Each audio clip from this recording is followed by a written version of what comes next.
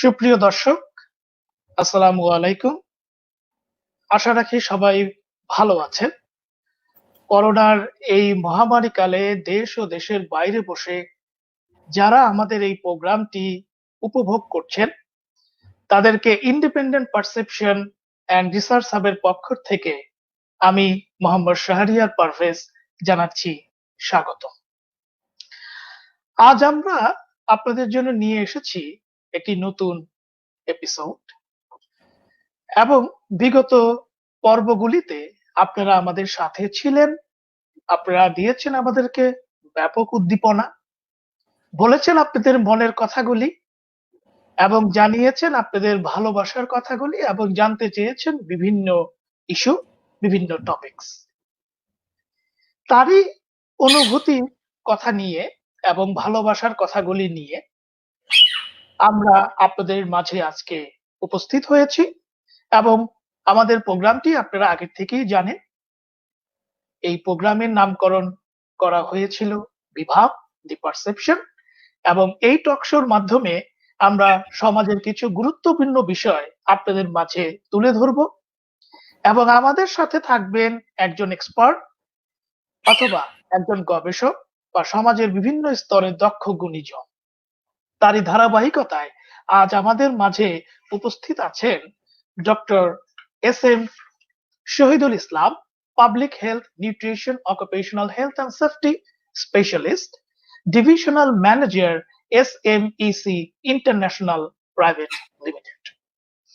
আজ তিনি আমাদের সাথে একটি গুরুত্বপূর্ণ বিষয় আলোচনার অংশগ্রহণ করার জন্য এসেছেন, যা হচ্ছে COVID-19 and the second wave, spotlight on Bangladesh। এবং আপনারা এই প্রোগ্রামটি সরাসরি উপভোগ করছেন ইন্ডিপেন্ডেন্ট পারসেপশন অ্যান্ড রিসার্চ হাবের অফিসিয়াল ফেসবুক পেজ থেকে। And if you have any kind of question, feel free ask your question in our related topic and our expert will answer that question. So আসুন আমরা আমাদের আজকের অতিথি doctor S M Shahidul ইসলামের সাথে আলোচনায় অংশগ্রহণ করি।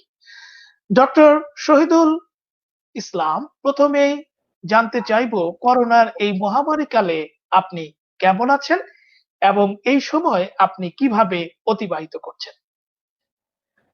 ধন্যবাদ শাহরিয়ার পারভেজ। আমি ভালো আছি, আলহামদুলিল্লাহ, এখনো পর্যন্ত ভালো আছি। আর যদি বলি সময় অতিবাহিত, করোনার সাথেই আসলে বসবাস, করোনার সাথেই সময়টা কেটে যাচ্ছে।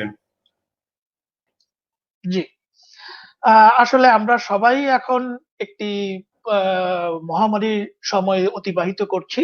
সো আপনি একজন ডক্টর, অবশ্যই আপনি ব্যস্ততম দিনগুলি কাটাচ্ছেন এবং আপনি আমাদের সাথে যুক্ত হয়েছেন। আমরা আপনাকে জানাচ্ছি স্বাগত এবং ধন্যবাদ। আমরা বর্তমানে বিভিন্ন পত্র পত্রিকায় লক্ষ্য করছি যে বাংলাদেশে এখন করোনা ভাইরাসের দ্বিতীয় ঢেউ অথবা সেকেন্ড ওয়েভ চলছে। আপনি কি এর সাথে একমত পোষণ করছেন? যদি তাই হয় তাহলে এই দ্বিতীয় ঢেউ বা সেকেন্ড ওয়েভ সামাল দিতে আমাদের কি করণীয়? আসলে সেকেন্ড ওয়েভ আমরা কিভাবে বলবো, যখন দেখবো যে আমাদের ইনফেকশন রেটটা একটা পর্যায়ে যখন কমে আসে, তখন আমরা বলতে পারি যে হ্যাঁ, একটা ওয়েভ শেষ হয়ে গিয়েছে। তারপর যখন আবার আরেকটা ইনসিডেন্স রেটটা যখন আবার বেড়ে যায়, তখন আমরা বলতে পারি যে হ্যাঁ, আবার এটা সেকেন্ড ওয়েভে এসছে। সো আমাদের কিন্তু বাংলাদেশে যেটা ঘটেছে, আমি কিন্তু 10%-এর নিচে নামতে দেখিনি ইনফেকশন রেট। এখন আসলে সেকেন্ড ওয়েভের কথাটা বলা হচ্ছে এই কারণেই যে যেহেতু উইন্টার চলে আসছে এবং উইন্টারের সাথে একটা ভালো একটা রিলেশন আছে কোভিড-19 ভাইরাসের, সেজন্য কিন্তু এটা একটা ইন্টার রিলেশন থাকার কারণেই এখন সেকেন্ড ওয়েভের সাথে এটাকে মার্চ করা হচ্ছে। বাট প্রকৃতপক্ষে কিন্তু আমাদের বাংলাদেশ কিন্তু ফার্স্ট ওয়েভ থেকেও কিন্তু আলটিমেটলি বের হতে পারে না। কিন্তু আমরা যখন আমাদের ডেমোগ্রাফিক যে সার্কুলেশনটা, সেটা যখন আমরা দেখবো, সাথে আমাদের সারাউন্ডিংস এর কথা যখন আমরা চিন্তা করবো এবং আমাদের সাথে সাথে যে সমস্ত রিস্ক ফ্যাক্টর গুলো আছে, সেগুলো যখন সবগুলো একসাথে হয়ে গেছে, তখন একসাথে হয়ে আলটিমেটলি আমরা এখন সেকেন্ড ওয়েভ নামকরণ করেছি, যে এটা যে করোনার একটা দ্বিতীয় ঢেউ। তা আমাদের বাংলাদেশে কিন্তু প্রথম কিন্তু প্রকাশ পায় মার্চে। হ্যাঁ, সো মার্চ কিন্তু আলটিমেটলি তখন কিন্তু উইন্টারের একদমই শেষ, মানে বলা যায় উইন্টার নাই এবং সামার শুরু হয়ে যায়। তখন থেকে কিন্তু আমাদের বাংলাদেশে তখন থেকে শুরু হলো এবং আলটিমেটলি এটা মে জুনে গিয়ে এটা বেশ ভালো একটা পিক লেভেলে গেল। তারপর এটা আস্তে আস্তে আস্তে আস্তে কিছুটা ডিক্লাইন করেছে। সো ডিক্লাইন করাটা কিন্তু ওই ধরনের কিন্তু ডিক্লাইন হয় নাই যে আমরা আশ্বস্ত হয়ে যাব যে আসলে আমাদের আমরা করোনা ভাইরাস থেকে বা কোভিড থেকে আমরা মুক্ত হয়ে গেছি, ওই ধরনের কিন্তু ডিক্লাইন হয় না। সুতরাং ওই ধরনের ডিক্লাইন না হয়ে হয়ে হয়তো কিছুটা ইনফেকশনের যে রেটটা সেটা কমে গিয়েছিল, কিন্তু এখন কিন্তু এই ইনফেকশনের রেটটা আবারও কিন্তু আস্তে আস্তে আস্তে আস্তে ঊর্ধ্বমুখী। এবং আমি আগে বলেছি যে আমাদের যে সমস্ত রিস্ক ফ্যাক্টর গুলো এবং আমাদের এনভায়রনমেন্টাল যে সমস্ত ফ্যাক্টর গুলো সেগুলোকে যখন আমরা একসাথে করব তখনই আমরা বলতে পারবো যে হ্যাঁ আমরা সেকেন্ড ওয়েভে বা দ্বিতীয় ঢেউতে আমরা এসেছি। আর আপনার জি দ্বিতীয় যে প্রশ্নটা ছিল যে দ্বিতীয় ঢেউতে যদি আমরা এসেই থাকি তাহলে সেক্ষেত্রে আমাদের করণীয় কি, এই ধরনের একটা প্রশ্ন ছিল মেবি।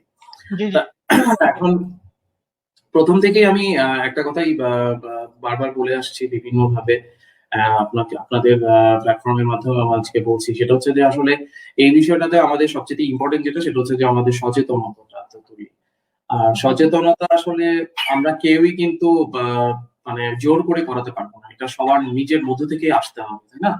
সো এই সচেতনতাটা যদি না আসে তাহলে কিন্তু আমরা আলটিমেটলি এই জিনিসটা থেকে কিন্তু আমরা বের হতে পারবো না। আর এই ব্যাপারটা এরকম না যে আজকে এটা আছে দুদিন পরে এটা নাই হয়ে যাবে, জিনিসটা কিন্তু এরকম না। সো আমাদের এটার সাথে আমাদের এটার এগেইনস্টে আমাদেরকে লড়াই করে বাঁচতে হবে এবং বাঁচার জন্য আমাদের অবশ্যই অবশ্যই কিছু প্রিকশন গুলো আমাদেরকে মেনটেন করে চলতে হবে। আমরা যদি সেই সমস্ত প্রিকশন গুলো মেনটেন করে চলতে পারি তাহলে হয়তো আমরা সুস্থ থাকতে পারবো অথবা এই কোভিড ভাইরাস থেকে আমরা একটু রক্ষা পেতে পারবো।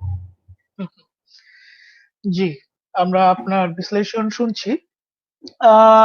আপনি কি মনে করেন যে করোনার এই সেকেন্ড ওয়েভ বা দ্বিতীয় ঢেউ নিয়ে আমাদের সাধারণ মানুষের মধ্যে প্রথমকার মতো এত আগ্রহ নেই? যদি তা না হয়ে থাকে তাহলে এই আগ্রহ কিভাবে আমরা বাড়াতে পারি বলে আপনি মনে করছেন? এটা খুব ইম্পর্টেন্ট একটা প্রশ্ন। সেটা হচ্ছে যে দেখেন, আমি যদি এখন যদি আমি বলি রাস্তাঘাটের কথা, আমি যদি একদম ফ্ল্যাশব্যাকে চলে যাই, আমি লকডাউনের কথা যদি চলে যাই, সেটা যদি আমি একদম এপ্রিলে অথবা মেতে আমি যে জিনিসটা দেখেছিলাম, কি দেখেছিলাম আমরা, যে মেতে অথবা জুনে আমরা ধীরে ধীরে দেখেছি প্রথমে সিঙ্গেল সংখ্যায় ছিল, দেন ডাবল হলো, দেন তিনটা হলো, দেন চারটা হলো, এভাবে, তাই না? ডেফিনেটলি। আমি একটা জিনিস যেটা দেখলাম যে যত বেশি স্প্রেড বাড়া হলো, মানে যত বেশি বাড়তে থাকলো, লোকজন ঘর থেকে বাইরে বের হয়ে যেতে বাধ্য হলো। আসলে বাধ্য হলোই, কারণ তাদেরও তো কিছু করে খেতে হবে, যারা কাজ করে তাদেরকে তো কাজ ছাড়া তো তারা থাকতে পারবে না। সুতরাং সবকিছু কিন্তু একটা অস্থিরতার মধ্যে পড়ে গিয়েছিল, এই জন্য লোকজন বের হয়ে গিয়েছে। কিন্তু আমরা যদি আসলে এই বের হওয়াটা যদি আমরা মানে প্রিকশন যেটাকে আমি বলি, আমি আসলে একজন হেলথ সেফটি একজন এক্সপার্ট হিসেবে এই কথাটা আমার বারবার চলে আসে যে হাইয়েস্ট প্রিকশন, সর্বোচ্চ যে প্রিকশনটা আমাকে নিতে হবে সেই সর্বোচ্চ প্রিকশনটা কি আমরা আসলে বাস্তবায়ন করতে পেরেছি? আপনি যদি এখন রাস্তাঘাটে দেখেন, সরকার মাস্ক পরাতেও কিন্তু আইন করেছে যে মাস্ক না পরলে একটা জরিমানা করবে। এত কিছু করার পরেও আমাদের নিজেদের মধ্য থেকে যদি আমাদের সেই সচেতনতাটা তৈরি না হয়, আমরা যদি নিজেরা সচেতন না হই, তাহলে কিন্তু আসলে আমাদেরকে অনেক বাধ্য করা হলেও কিন্তু আসলে এটা সেইভাবে সেই অবস্থায় কিন্তু নিয়ে যাওয়া সম্ভব না। তা আমি এখন যে অবস্থা বা এখনকার অবস্থায় আমি বলবো আসলে মানুষ আসলেই মানে সচেতন তেমন একটা না। এটা আসলেই সত্যি কথা, এটা আসলেই মানতে হবে। এবং এটা আমি শুধুমাত্র বা আমি কোনো ক্লাসিফিকেশন করবো না যে যারা শিক্ষিত তারা করছেন বা যারা শিক্ষিত না তারা করছেন না, ব্যাপারটা তা না। শিক্ষিত, অর্ধশিক্ষিত, অশিক্ষিত যতগুলোই আমি ক্লাসিফিকেশন করি না কেন, সবার মধ্যেই এক ধরনের কেমন একটা মানে একটু বলবো যে সচেতনতার একটু অভাব রয়েছে। যারা সচেতন তারা অনেকটাই সচেতন রয়েছেন, কিন্তু ম্যাক্সিমামের মধ্যেই কিন্তু এক ধরনের একটা বোর্ডনেস কাজ করছে। কিন্তু আমাদের কিন্তু ভুলে গেলে চলবে না যে এখানে বোর্ডনেস কাজ করলে কিন্তু চলবে না। এটা বোর্ডনেস কাজ করা মানে হচ্ছে আমার কমিউনিটি লেভেলে এটা আরো বেশি এমনিতেই এখন ক্লাস্টার অবস্থায় আছে। সো এই ক্লাস্টারটা আরো বেশি স্প্রেড আউট হয়ে যাবে। সো এটা থেকে রক্ষা পাওয়ার জন্য আমাকে অবশ্যই আমার আগে হাইয়েস্ট প্রিকশন আমাকে নিতেই হবে এবং আমাকে অবশ্যই সচেতন হতে হবে। জি। অতএব আপনি এখানে বলতে যাচ্ছেন যে সচেতনতা আমাদের জন্য একান্তভাবে দরকার এই সময়। আ উম আমরা আ সবাই মোটামুটি জানি যে সারা বিশ্বে COVID-19 এর টিকা নিয়ে অনেক কৌতূহল চলছে। আপনি কি মনে করেন COVID-19 এর টিকা বের হলে তা সাধারণ মানুষের নাগালের মধ্যে থাকবে? যদি তা না হয় তাহলে এখানে কি আমরা একটি সোসাইটাল ডিসক্রিমিনেশন বা সামাজিক বিভেদ লক্ষ্য করব? আপনি কি মনে করছেন? প্রথমে আসলে বলবো হচ্ছে যে ভ্যাকসিনের যে ব্যাপারটা, ভ্যাকসিন নিয়ে তো অনেক কথাই হচ্ছে। অনেকে বলছে যে আমরা প্রায় 90%, কেউ কেউ বলছে 94%, কেউ 95% পর্যন্ত বলছে যে তাদের ভ্যাকসিন আসলে কার্যকরী। দেখেন, হুম, কোভিড সম্পর্কিত আমরা কিন্তু 1 বছর আগেও কিন্তু কিছুই জানতাম না। হ্যাঁ, কোভিডটা যখন আসলো, আসার পরে ওয়ার্ল্ড হেলথ অর্গানাইজেশন, সিডিসি সবাই কিন্তু উঠে পড়ে লাগলো এটার জন্য এটার কি কি ক্যারেক্টারিস্টিক্স আছে, কিভাবে সে স্প্রেড করে, কিভাবে ইনকিউবেশন পিরিয়ডটা তার কি কি রিস্ক ফ্যাক্টর আছে, তার কি কি ম্যারিজ ডিম্যারিজ কি আলটিমেটলি আমাদের শরীরের মধ্যে কি ধরনের প্যাথোজেনিসিটি তৈরি করে, সবকিছু কিন্তু আলটিমেটলি এই রোগটা আসার পরে কিন্তু এগুলো নিয়ে হুম, রিসার্চ হয়েছে। সো দিনকে দিন আমরা কিন্তু প্রায় নতুন নতুন করে আমরা কিন্তু অনেক তথ্যই জানতে পারছি। তা আমরা জানি যে সমস্ত যে কোনো প্যান্ডেমিক ডিজিজ যখন হয়, একটা প্যান্ডেমিক যখন হয়ে যায় তখন সেটা মহামারী হয়, এবং মহামারী হলেই তখন আলটিমেটলি সেই মহামারীটাকে ঠেকানোর জন্য আমাদের একটা তোড়জোড় থাকে, এবং এটা থাকবেই, থাকাটা স্বাভাবিক। এখন এই মহামারীর মধ্যে কিন্তু আমাদের মডার্ন মহামারী যদি বলি, একদম মডার্ন প্যান্ডেমিকের মধ্যে কিন্তু কোভিড-19 একটা। এখন হুম, এই কোভিড এর মধ্যে কিন্তু আগেও কিন্তু সার্স 1 ছিল, মার্স ছিল, ইবোলা ছিল। সো আমাদের সেগুলো কিন্তু ভুলে গেলেও চলবে না। তা আমাদের জি, কিন্তু এই জিনিসটা এখন নতুন একটা সংকলন বলবো, সেটা হচ্ছে কোভিড-19। এখন এই কোভিড-19 নিয়ে ভ্যাকসিনের অনেক কথাবার্তা চলছে। ডেফিনেটলি ভ্যাকসিন হয়তো তৈরি করা সম্ভব হবে, কিন্তু আমরা কি এটা জানি যে প্রতিনিয়ত কোভিড কিন্তু তার রূপ চেঞ্জ করছে। আমি যখন হুম, একটা ভ্যাকসিন তৈরি করব, যে একটা আমি যদি একেবারে নরমাল করে বলি যে একটা বিল্ডিং এর কথা, এই বিল্ডিং এর মধ্যে আমরা হুম, অনেকগুলো ইট সাজাই, তখন সেগুলোকে আমরা বলি ব্লক। তা আমরা এই জি, ব্লক সাজিয়ে তারপর আমরা বিল্ডিংটাকে বানাই। সেম জিনিস একটা কোভিড এর ক্যারেক্টারিস্টিক্স কি থাকতে পারে, তার ফিজিক্যাল ক্যারেক্টারিস্টিক্স যে এই ধরনের ব্লক দিয়ে সে তৈরি, একটা জেনেটিক ব্লক নিয়ে তাকে তৈরি করা হয়। এখন আমি যখন ভ্যাকসিনটা তৈরি করব, আমি ভ্যাকসিনের কাজটা কি আসলে আমরা এটা কিন্তু অনেকেই বুঝি না যে ভ্যাকসিন থাকা মানেটা কি। আসলে ভ্যাকসিনটা হচ্ছে যে আমার শরীরে আমি অ্যান্টিবডিটা ঢুকাই দিলাম। আমার যে কোনো একটা জিনিস যদি খারাপ কোনো কিছু হয়, সেটা হচ্ছে অ্যান্টিজেন। অ্যান্টিজেন এসে অ্যান্টিবডিকে তখন অ্যান্টিজেন এবং অ্যান্টিবডির মধ্যে একটা মানে কি বলবো রিয়াকশন হয়, এবং আলটিমেটলি এটার প্রভাবটা পড়ে। তো আমার শরীরে যদি আগে থেকে জিনিসটা দেয়া থাকে, তখন কোনো কারণে ওই ভাইরাসটা বা ব্যাকটেরিয়া, আমি যেহেতু এখন ভাইরাস নিয়েই বলবো, ভাইরাসটা যখন আমার শরীরে ঢুকবে, সাথে সাথে ওইটার এগেনস্টে কিন্তু তখন কাজ করতে পারবে, এবং অ্যান্টিজেন অ্যান্টিবডি একটা রিয়েকশন হয়ে আলটিমেটলি আমার শরীরে কোনো ক্ষতি করতে পারবে না। ব্যাপারটা হচ্ছে এটাই। জি, কিন্তু যখন আমার এই কোভিড ভাইরাসটা প্রতিনিয়ত তার জেনেটিক ব্লকটা চেঞ্জ করছে, প্রতিনিয়ত সে মিউটেশন করে যাচ্ছে, তখন কিন্তু আসলে এক্সাক্ট এক্সাক্ট ভ্যাকসিনটা কিন্তু পাওয়াটা আসলে একটু ডিফিকাল্ট হয়ে যাচ্ছে। কারণ আমি এই মুহূর্তে এরকম একটা জেনোম নিয়ে আমি তৈরি করলাম ভ্যাকসিন। এই ভ্যাকসিনটা তৈরি করার পর মুহূর্তে দেখা যাচ্ছে যে তার ক্যারেক্টারিস্টিক্সটা সে আরেকটু চেঞ্জ করে ফেলেছে বা মিউটেশনটা ঘটিয়ে ফেলেছে। তখন কিন্তু আলটিমেটলি এই ভ্যাকসিন পুরোপুরি কার্যকর হবে না। আমি আসলে পুরোপুরি কার্যকরের কথা বলছি। যেমন আমরা পোলিও টিকা, পোলিও টিকাটা এটা কিন্তু পুরোপুরি কার্যকর করা হয়, তাই না? পোলিও জি, একদম এটা পোলিও হবে না, একদম পোলিও মাইলিটিস যেটা এটা হবে না। সো এই ধরনের অবস্থা করার জন্য কিন্তু আমাদের আসলেই আরো সময় লাগবে। সো আমরা এখন বলতে পারবো না যে আমরা একদম ভ্যাকসিনটা পেলেও সেই ভ্যাকসিনটা আমাদের পুরোপুরি কার্যকরী, এটা একটা। আরেকটা হচ্ছে সেটা হচ্ছে যে এই ভ্যাকসিন গুলো কিন্তু এখনো পর্যন্ত ট্রায়াল করা হয়নি। যখন কমিউনিটিতে ট্রায়াল হবে তখনই আমরা বুঝতে পারবো। আর কমিউনিটিতে ট্রায়াল কিন্তু তখনই দেওয়া হয় যখন আপনার সব কিন্তু ভ্যাকসিন দেওয়া হবে না। কিছু আমরা টেস্ট করার জন্য, কিছু হয়তো নর্মাল ভিটামিন দেওয়া হয়, কিছু ভ্যাকসিন দেওয়া হয়, এগুলো ট্রায়ালের বেসিসে কাজ করে। তা আমি আসলে ভ্যাকসিন নিয়ে বলবো সেটা হচ্ছে যে ভ্যাকসিনের জন্য আরো কিছু সময় প্রয়োজন। সুতরাং ভ্যাকসিন নিয়ে আমরা এখন যদি বলি যে ভ্যাকসিন এসে গেছে বা ভ্যাকসিন চলে আসছে, আমাদের কোনো সমস্যা হবে না, এটা আসলে উচিত হবে না। হ্যাঁ, ভ্যাকসিন কখনো না কখনো অবশ্যই আসবে, বাট ভ্যাকসিন পুরোপুরি কাজ করার আগে বা কাজে দেওয়ার আগে আমাদের যে হাইস্ট প্রিকশন গুলো, সেই প্রিকশন গুলো আমাদেরকে মেনটেন করে চলতে হবে, এটা একটা। আর ডিসক্রিমিনেশনের কথা যেটা বললেন, সেটা হচ্ছে যে আমাদের আজকে আমি দেখলাম যে গতকাল মাননীয় প্রধানমন্ত্রী উনি বলেছেন যে আমাদের ভ্যাকসিন আমাদের ফার্স্ট প্রায়োরিটি থাকবে। সো হুম, হুম। উনি উনি উনি হেলথ সেক্টরের জন্য শুধু বলবো না, উনি সব সেক্টরের জন্য উনি নিরলস ভাবে কাজ করে যাচ্ছেন। এবং উনি আসলে দেখা যাচ্ছে যে আমাদের মাননীয় প্রধানমন্ত্রী কোনো জায়গাতে যখন কোনো কিছু বলেন আলটিমেটলি সেটা কিন্তু হয়। এবং উনি যেহেতু বলেছেন যে এটার উপরে বিশেষভাবে বাজেট দেওয়ার জন্য, সুতরাং আমি মনে করি আমাদের বাংলাদেশের 18 কোটি মানুষের উপরে যে সমস্ত মানুষজন আছে, আমি মনে হয় না আমাদের বাংলাদেশের কেউ ভ্যাকসিন থেকে বাদ পড়বে। হ্যাঁ, ভ্যাকসিনের জন্য, ভ্যাকসিন অ্যাভেলেবিলিটি হওয়ার জন্য, ভ্যাকসিন দেওয়ার জন্য কিছু সময় লাগবে। আমাদের কিন্তু ভুলে গেলে চলবে না, যে কোনো কিছু ফার্স্ট যখন আসে তখন কিন্তু আমরা মানে হুমড়ি হুমড়ি খেয়ে পড়ি। যেমন আমার এখনো হুম, মনে হুম। আছে যে যখন মোবাইল ফোন আসলো, যখন হুম, সিম হুম। আসলো, আমার কিন্তু একদম মানে ভয়ঙ্কর অবস্থা হয়ে গিয়েছিল যে এটা নেওয়ার জন্য, টিএনটি থেকে হুম, হুম। আউট হুম, ইনকামিং হুম। ইনকামিং এগুলো নেওয়ার জন্য। সো এই হুম, ভ্যাকসিনটাও যখন আসবে তখন আমাদের মানুষের মধ্যে এক ধরনের হুলস্থুল চলে আসবে। তা আমি মনে করি আসলে হুলস্থুল না করে আমরা স্টেপ বাই স্টেপ, আমাদের গভর্নমেন্টের অবশ্যই এই জিনিসটা মাথায় আছে, কমিউনিটি লেভেল থেকে একদম আপার লেভেল থেকে কমিউনিটি লেভেল পর্যন্ত কিভাবে এটা ছড়িয়ে দেওয়া যায়, কিভাবে ভ্যাকসিনটা দেওয়া যায়, সেটা অবশ্যই আমাদের প্ল্যানে আছে। সুতরাং আমরা কোন রকমের হুলস্থুল না করে আমরা আমাদের যেটা করণীয় আমাদের জন্য সেটা হচ্ছে সর্বোচ্চ আমাদের সতর্কতা অবলম্বন করে আমরা চলবো, এবং ভ্যাকসিন যখন অ্যাভেলেবল হবে তখন আমরা ভ্যাকসিনটা নেব। ডেফিনেটলি আপনার সাথে আমিও একমত পোষণ করছি। আমাদের মাননীয় প্রধানমন্ত্রী উনি আসলে যেভাবে এই কোভিড-19 কে ট্যাকেল দিয়েছে, এটা আসলে ওনাকে স্যালুট জানানো ছাড়া আমাদের মুখে কোনো ভাষা নেই। উনি অত্যন্ত সুনির্দিষ্টভাবে, খুব সুন্দরভাবে আমাদের দেশে এই কোভিড-19 কে কিন্তু আমরা মোটামুটি উনি কিন্তু ট্যাকেল দিয়েছে, এবং আপনার সাথেও আমি একমত পোষণ করছি যে আশা রাখি আমাদের দেশে একটি মানুষও এই ভ্যাকসিন থেকে বাদ পড়বে না।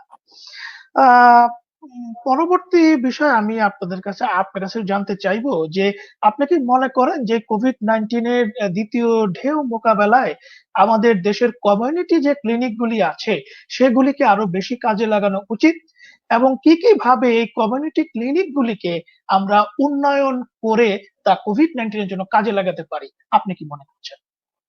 এটা আসলে অনেক অনেক ইম্পর্টেন্ট একটা কোশ্চেন করেছেন, যে কমিউনিটি লেভেল। কারণ হচ্ছে আমাদের, আমি যদি একদম ঢাকা শহরের একদম সেন্ট্রালে বসে যদি আমি চিন্তা করি, তাহলে কিন্তু আমার সেন্ট্রালের কথা চিন্তা করতে হবে না, আমাকে আগেই পেরিফেরির কথা চিন্তা করতে হবে। আর পেরিফেরিতে যখনই আমি যাব, পেরিফেরির আমার স্বাস্থ্য ব্যবস্থার প্রথম ব্যবস্থাটাই হচ্ছে, প্রথম ধাপটাই হচ্ছে কমিউনিটি ক্লিনিক, যেটাকে আমরা সিসি বলে থাকি। এবং ওই কমিউনিটি ক্লিনিকে যারা কাজ করেন তাদেরকে বলা হয় CHCP, community health care provider. তা সেই সমস্ত সিএইচসিপি টা, আমি একটু আরেকবার একটু আমাদের মাননীয় প্রধানমন্ত্রীকে ধন্যবাদ জানাতে চাই যে আমাদের এই মাননীয় প্রধানমন্ত্রীর কিন্তু হস্তক্ষেপে কিন্তু আমাদের বাংলাদেশের প্রায় প্রতিটি ইউনিয়নে, প্রতিটি ওয়ার্ডে ওয়ার্ডে কিন্তু কমিউনিটি ক্লিনিক স্থাপন হয়েছে। এবং এটা যে কত বিশাল একটা ইম্পর্টেন্ট একটা হেলথের জন্য একটা ফ্যাসিলিটিস তৈরি হয়েছে, এটা আসলে যারা কমিউনিটি ক্লিনিকে না যাবে তারা আসলে বুঝতে পারবে না। আমি একজন কনসালটেন্ট হিসেবে বাংলাদেশ ন্যাশনাল নিউট্রিশন কাউন্সিল এবং Bangladesh national newborn and child health সেলের আমি যখন কনসালটেন্ট হিসেবে কাজ করেছি, তখন আমি কমিউনিটি ক্লিনিক আমি ভিজিট করেছি, এবং তখন আমি দেখতে পেয়েছি যে কমিউনিটি ক্লিনিকের সিএইচসিপি তে যে সমস্ত দক্ষতা আছে, এবং তাদের যে সমস্ত, তাদেরকে ল্যাপটপ দেওয়া হয়েছে, তাদেরকে ব্লাড প্রেশার মেশিন থেকে শুরু করে, তাদেরকে ওয়েট মেশিন থেকে শুরু করে ইচ এন্ড এভরিথিং তাদেরকে দেওয়া হয়েছে। এবং ওখানে কিন্তু একটা ডিসপেন্সারি মতো করে দেওয়া হয়েছে, এবং খুবই সুলভ মূল্যে, নামমাত্র মূল্যে ওখান থেকে সেবা দেওয়া হয়, নামমাত্র মূল্য 2 টাকা। ঠিক আছে। সো এই যে একটা ব্যাপার, এই কমিউনিটি ক্লিনিক, এটা কিন্তু আমাদের হেলথ সেক্টরের জন্য এটা একটা আহ যুগোপযোগী একটা, মানে একটা, কি বলবো এটাকে, আমাদের আমাদের জন্য, আমাদের বাংলাদেশের জন্য এটা আমাদের মাননীয় প্রধানমন্ত্রী একটা বিশাল অবদান দিয়েছেন উনি এখানে। এবং এই কমিউনিটি ক্লিনিক করার ক্ষেত্রে যেটা বলবো সেটা হচ্ছে প্রতিনিয়ত আমাদের যে সিভিল সার্জন যে অফিস আছে এবং বিভাগীয় যে সমস্ত হেলথ অফিস আছে, ওখান থেকে কিন্তু প্রতিনিয়তই কিন্তু এগুলো মনিটরিং করা হচ্ছে, এবং প্রতিনিয়তই কিন্তু কোভিড-19 ম্যানেজমেন্টের উপরে বারবার বারবার বারবার কিন্তু বলা হচ্ছে। এবং একটা জিনিস বলে থাকি, সেটা হচ্ছে যে যে কোনো জিনিস আমরা যখন ডাক্তাররা যখন একটা ট্রেনিং পায়, তখন ডাক্তাররা ডাক্তারদের মতো করে একটা ট্রেনিং পায়। এবং যখন তারা হেলথ অ্যাসিস্ট্যান্ট হিসেবে যারা থাকে, যারা ধরেন health inspector, assistant health inspector, তারপরে family welfare assistant, family welfare visitor, হ্যাঁ, তারপরে সিএইচসিপি, এরা কিন্তু এসএসসিএমও, এরা কিন্তু সবাই কিন্তু কাজ করে। এবং এদের সবাইকে কিন্তু, ওনাদের সবাইকে কিন্তু আলাদা আলাদা করে ট্রেনিং দেওয়া হয়, যার যার মতন করে, যার যার অবস্থান থেকে, যেন লিস্ট জিনিসগুলো বুঝতে পারে। এবং কমিউনিটি ক্লিনিকটা সেট আপই করা হয়েছে কিন্তু ওভাবে যে কমিউনিটি ক্লিনিকে প্রথমে প্রাইমারি যে জিনিসগুলো সেই জিনিসগুলো মানে ডায়াগনোসিস করা, এবং ওই প্রাইমারি জিনিসগুলো যদি, অর্থাৎ আমরা প্রাইমারি হেলথ কেয়ার যেটা বলি পিএইচসি, ওই প্রাইমারি হেলথ কেয়ারটা প্রোভাইড করাটাই হচ্ছে কমিউনিটি ক্লিনিকের কাজ, এবং ওখান থেকে কিন্তু এটা করাও হচ্ছে।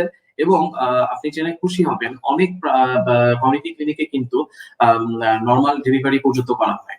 ঠিক আছে, অনেক অনেক এরকম অনেক আছে যে নর্মাল ডেলিভারির ব্যবস্থা করা হচ্ছে, ওখানে করা হচ্ছে। এবং যখন কোনো কমপ্লিকেশনে তৈরি হবে, আমি কি এটা আমার জন্য ভালো না যে কেউ কোনো কিছু জানে না, বকলম একটা মানুষ, তিনি একটা চিকিৎসা করার আগে এরকম সিএনসিপি দের মতো কেউ একজন চিকিৎসা করাটা বেশি ভালো হবে অবশ্যই। সুতরাং প্রাইমারি যে ট্রিটমেন্টটা, সেই প্রাইমারি ট্রিটমেন্টটা প্রোভাইড করবে হচ্ছে কমিউনিটি ক্লিনিক। যদি কারো দরকার হয় না প্রাইমারি ট্রিটমেন্ট থেকে এটা সেকেন্ডারি ট্রিটমেন্টে অথবা টার্সিয়ারি লেভেলের ট্রিটমেন্টের দরকার হয়, তখন হয়তো উপজেলা হেলথ কমপ্লেক্স অথবা জেলা হেলথ কমপ্লেক্স অথবা টার্সিয়ারি লেভেলের যে সমস্ত মেডিকেল কলেজ হসপিটাল আছে সেখানে পাঠানো হবে। কিন্তু বিফোর দ্যাট প্রাইমারি হেলথ কেয়ারটা কিন্তু দেওয়া হচ্ছে কমিউনিটি ক্লিনিক থেকে। এবং অলরেডি কিন্তু কমিউনিটি ক্লিনিকে কিন্তু এই জিনিসগুলো কিন্তু অলরেডি ডিসকাস করা হয়েছে এবং সবাইকে বলা হয়েছে যে কোভিড এর যে সাইন সিমটম গুলো কি, এবং কোভিড এর সাইন সিমটম অনুযায়ী সেই অনুযায়ী ট্রিটমেন্ট। এবং দেখেন কোভিড সম্পর্কে আমাদের একটা ভুল ধারণা আছে, সেটা হচ্ছে যে কোভিড যদি একবার হয় আর হবে না। হ্যাঁ, এই ভুল ধারণার থেকে কিন্তু বের হয়ে আসতে হবে। আমার নিজের পরিচিত একজন চিকিৎসক, উনি এই পর্যন্ত 3বার আক্রান্ত হয়েছেন। সুতরাং একবার না, কোভিড কিন্তু 2বার 3বারের বেশি আপনাকে আক্রান্ত করতে পারে।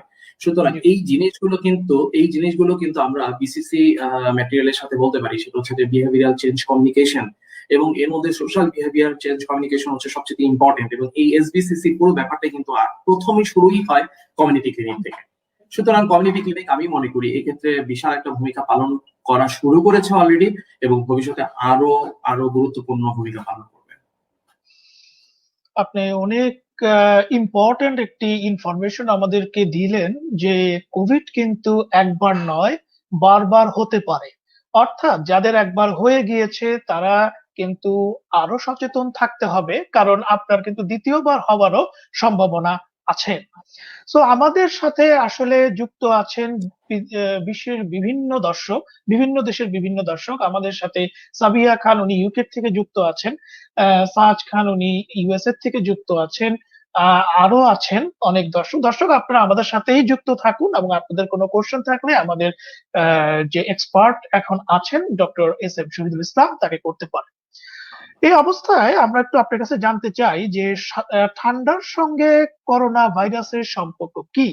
করোনা ভাইরাস বিস্তার নিয়ে বিজ্ঞানীদের মধ্যে অনেক মত পার্থক্য রয়েছে। কেউ বলছে যে অধিক ঠান্ডা এর জন্য বেশি দায়ী, আবার কেউ বলছে এর জন্য মানুষের আচরণ বেশি দায়ী। আপনি কি মনে করছেন? আসলে দেখেন, আমি প্রথমেই কিন্তু বলেছি যে করোনা ভাইরাসটা এটা একেবারেই নতুন ছিল, এবং বছর খানেকও এখনো হয়নি যে কোভিডটা মোটামুটি 1 বছর হয়ে গেছে, কিন্তু আমাদের বাংলাদেশের জন্য কিন্তু এখন 1 বছর পূরণ হয়নি। সো এখন আমরা সবকিছুই আমাদের মধ্যে যা আসছে রিসার্চের উপর ডিপেন্ড করে আসছে, এবং এই জিনিসগুলো আসার পরে আমাদেরকে আবার স্প্রেড আউট করা হয়, তখন আমরা যে জিনিসগুলো জানতে পারি। যেমন আমি আগামীকাল আমার একটা খুব ইম্পর্টেন্ট একটা ট্রেনিং আছে এই কোভিড ম্যানেজমেন্টের উপরেই, আমাদের director of health service টিজি health থেকে এটা অ্যারেঞ্জ করা হয়েছে। আগামীকাল আমি 11টার সময় আমাদের এই ট্রেনিংটা হবে। সুতরাং ওখানেও কিন্তু আবারও কোভিড ম্যানেজমেন্টের হয়তো আরো কিছু নিত্য নতুন যে জিনিসগুলো আছে সেগুলো হয়তো যুক্ত করা হবে। তার মানে প্রতিনিয়ত কিন্তু আমরা নলেজ শেয়ারিং এবং কেয়ারিং, আমরা শেয়ারিং এর মধ্যেই আছি, এবং সেই নলেজ গুলো শেয়ার করার মাধ্যমে কিন্তু আলটিমেটলি আমরা সবাই জানতে পারছি যে কোন সময় কি সমস্যা হতে পারে, এবং কোন সময় কোন ড্রাগটা আমরা দিতে পারবো, বা এই মুহূর্তে কোন ড্রাগটা সবচেয়ে বেস্ট হবে। তো এই ক্ষেত্রে আমি যেটা বলবো যে আপনি প্রথমে ঠান্ডার কথাটা বলেছেন, দেখেন ঠান্ডাটা আমি যদি একেবারে নর্মাল বাংলা ভাষায় যদি বলি, একটা করোনা ভাইরাস, যেই করোনা ভাইরাসটার জন্য পোলাও মাংস যদি আমি বলি, তাহলে সেটা হচ্ছে ঠান্ডা। সে ঠান্ডাটা অনেক বেশি পছন্দ করে, এবং ঠান্ডায় সে খুব দ্রুত সে বিস্তার লাভ করতে পারে, এবং অনেক বেশি গরম, অর্থাৎ দেখা গিয়েছে যে 70 ডিগ্রি সেন্টিগ্রেড টেম্পারেচার বা তার চেয়ে বেশি তাপমাত্রায় সাধারণত করোনা ভাইরাস বাঁচতে পারে না। সুতরাং ঠান্ডা আমাদের মানে ঠান্ডা পরিবেশ অবশ্যই তাহলে করোনার জন্য বিশেষভাবে উপকারী, করোনা ভাইরাস ডেভেলপ করার জন্য। সুতরাং এই জন্যই কিন্তু বারবার আমরা সেকেন্ড ওয়েভ কিন্তু আমাদের শীতকালের কথাগুলো বলা হচ্ছে কেন, এই ঠান্ডার কারণেই তো, তাই না?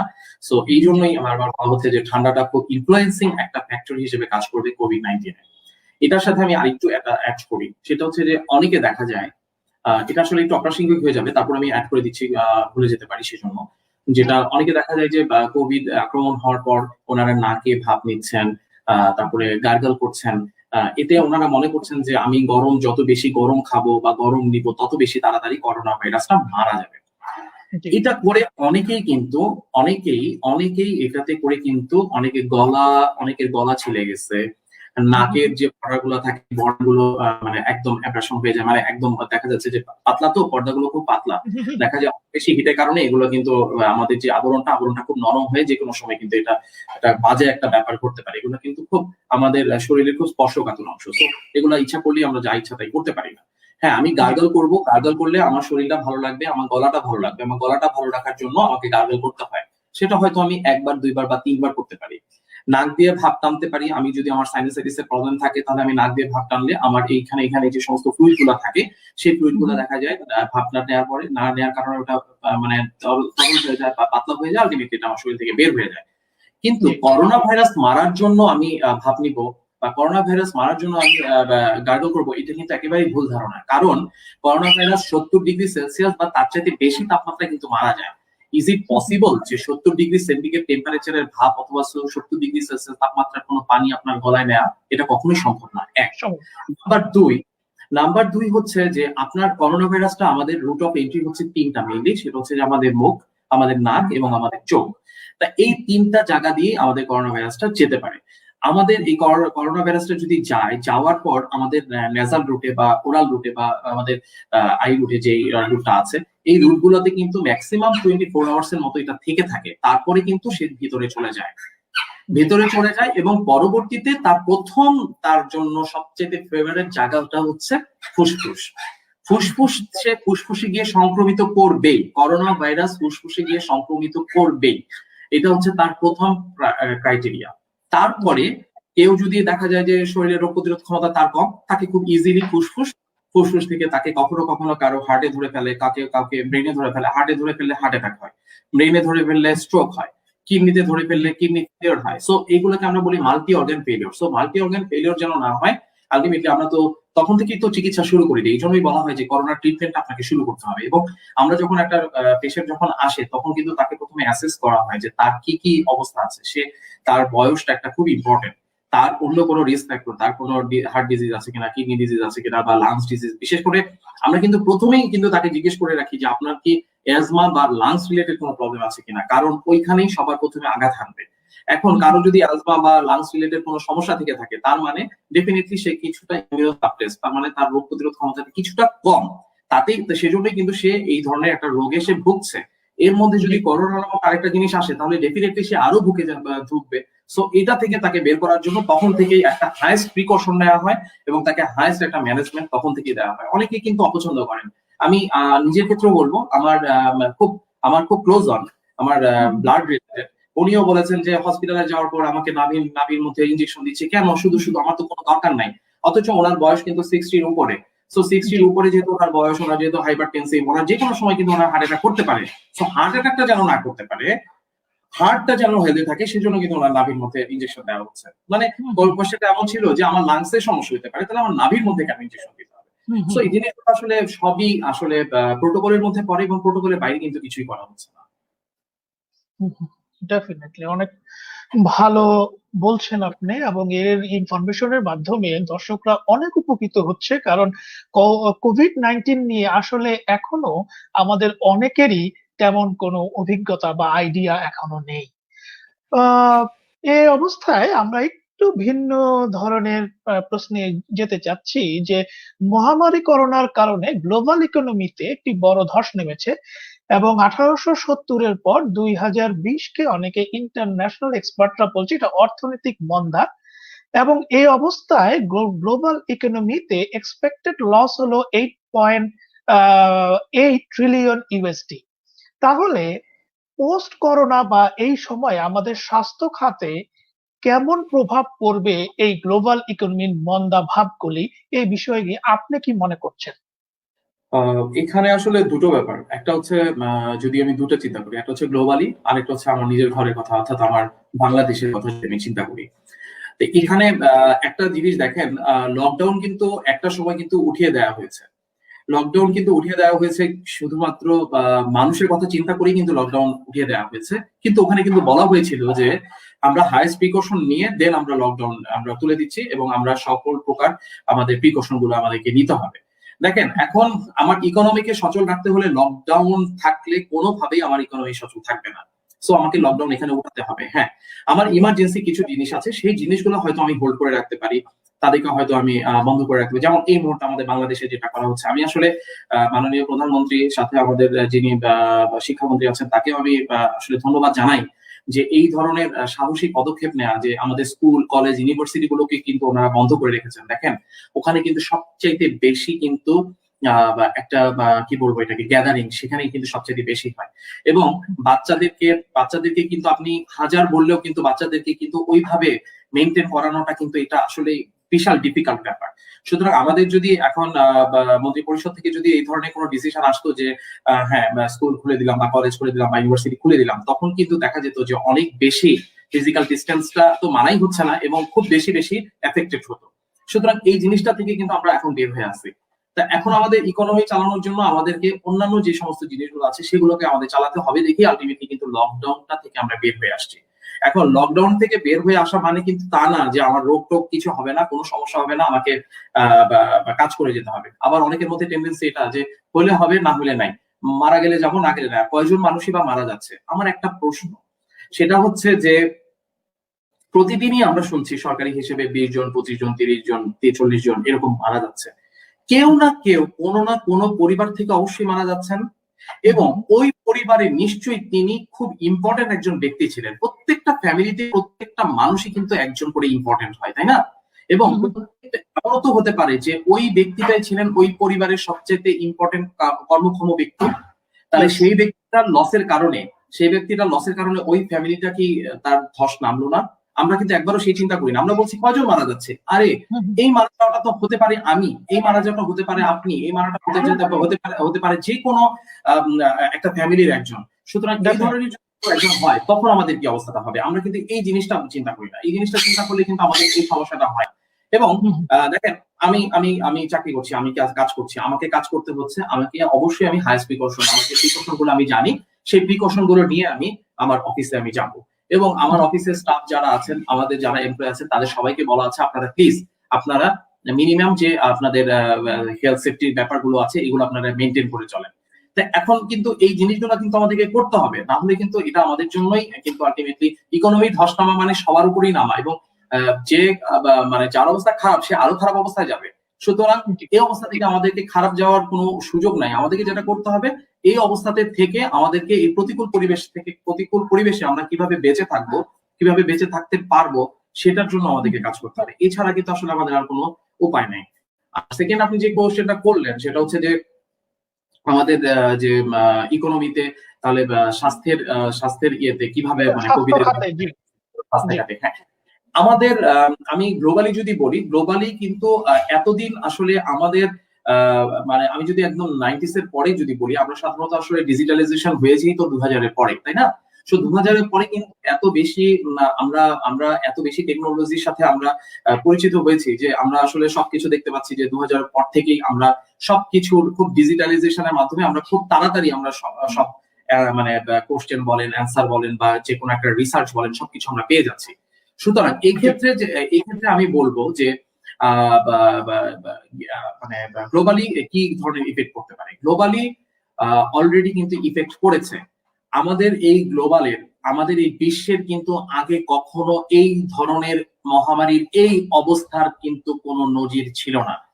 আমাদের যেমন আমি নরমালি যদি আপনাকে বলি যে আমাদের যে বিভিন্ন রকমের ইন্টারন্যাশনাল অর্গানাইজেশন গুলো আছে, সেই ইন্টারন্যাশনাল অর্গানাইজেশন গুলো সাধারণত সব ধরনের স্ট্যান্ডার্ড কিন্তু মেনটেন করে চলে, তাই না? সুতরাং সেই স্ট্যান্ডার্ড মেনটেন করতে গেলে সেখানে কিন্তু হেলথ এন্ড সেফটি কিন্তু খুব ইম্পর্টেন্ট একটা জিনিস এবং খুব ইম্পর্টেন্ট একটা ডিপার্টমেন্ট। আগে আমি যদি বলি এক বছর আগেও হয়তো অনেক অর্গানাইজেশন চিন্তা করতো না হেলথ সেফটি নিয়ে। এখন বড় বড় যত অর্গানাইজেশন গুলো আছে, ইন্টারন্যাশনাল যতগুলো অর্গানাইজেশন আছে, সব অর্গানাইজেশন কিন্তু এখন চিন্তা করে আমার হেলথ সেফটিটা একটা important, one of the most important part in my organization. So এই জিনিসগুলো কিন্তু আমাদের মধ্যে কিন্তু চেঞ্জ আনছে। কোভিড এর মতো এই ধরনের একটা প্যান্ডেমিক সিচুয়েশন না হলে হয়তো আমাদের এই চেঞ্জ গুলো আসতো না। তো এটাতে কিন্তু আমরা যদি এটাকে পজিটিভলি চিন্তা করি তাহলে কিন্তু এটা আমাদের জন্য বেটার, কারণ আমরা এরকম একটা ধাক্কা খেয়েছি দেখেই কিন্তু আমরা আলটিমেটলি এখন সজাগ দৃষ্টি দিচ্ছি এবং ভবিষ্যতের জন্য আমরা কিন্তু আগে থেকেই কিন্তু আমরা এখন থেকেই নিজেদেরকে প্রিপারেশন করে নিব। অনেক বেশি ইমিউনিটির কথা আসছে। আপনি একবার চিন্তা করে দেখেন, কোভিড এর আগে কয়জন রোগ প্রতিরোধ ক্ষমতা নিয়ে কথা বলেছে এবং কোভিড এর পরে রোগ প্রতিরোধ ক্ষমতা নিয়ে কয়জন কথা বলছে। সুতরাং এই জিনিসগুলো কিন্তু আমাদের মধ্যে চেঞ্জ আসছে।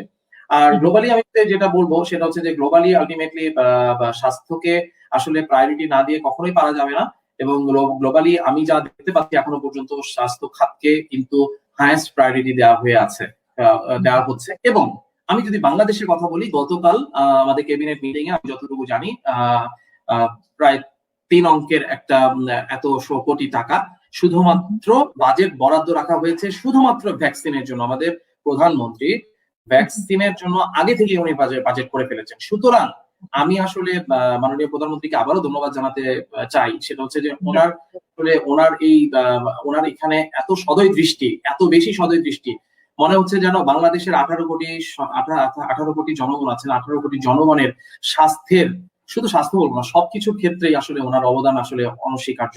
সুতরাং উনি স্বাস্থ্যতে যেভাবে গুরুত্ব দিয়েছেন, আগে থেকে উনি বাজেট করে ফেলেছেন। ভ্যাকসিন কিন্তু এখনো পর্যন্ত, আমরা কিন্তু আগেই বলেছি কথাটা, ভ্যাকসিন এখনো পর্যন্ত কিন্তু ওকে হয় নাই, অথচ উনি কিন্তু এটা আগে থেকে বাজেট করে ফেলেছেন। সুতরাং আমি আমাদের দেশের ক্ষেত্রে বলবো ইনশাল্লাহ মাননীয় প্রধানমন্ত্রী যেহেতু আছেন, আমাদের স্বাস্থ্য খাতে অন্তত বাজেটের বা স্বাস্থ্য খাতে মানে কি বলবো যে কিছুটা টাকার জন্য বা ইকোনমিক্যাল ক্রাইসিসের জন্য জনগণ স্বাস্থ্য সেবা পাবে না, এটা আমাদের বাংলাদেশে হবে না। আপনি অনেক সুন্দর বলছেন এবং আপনার সাথে আমিও এটা একমত পোষণ করছি যে মাননীয় প্রধানমন্ত্রী উনি আসলে বিষয়গুলি নিজ হাতে দেখছেন।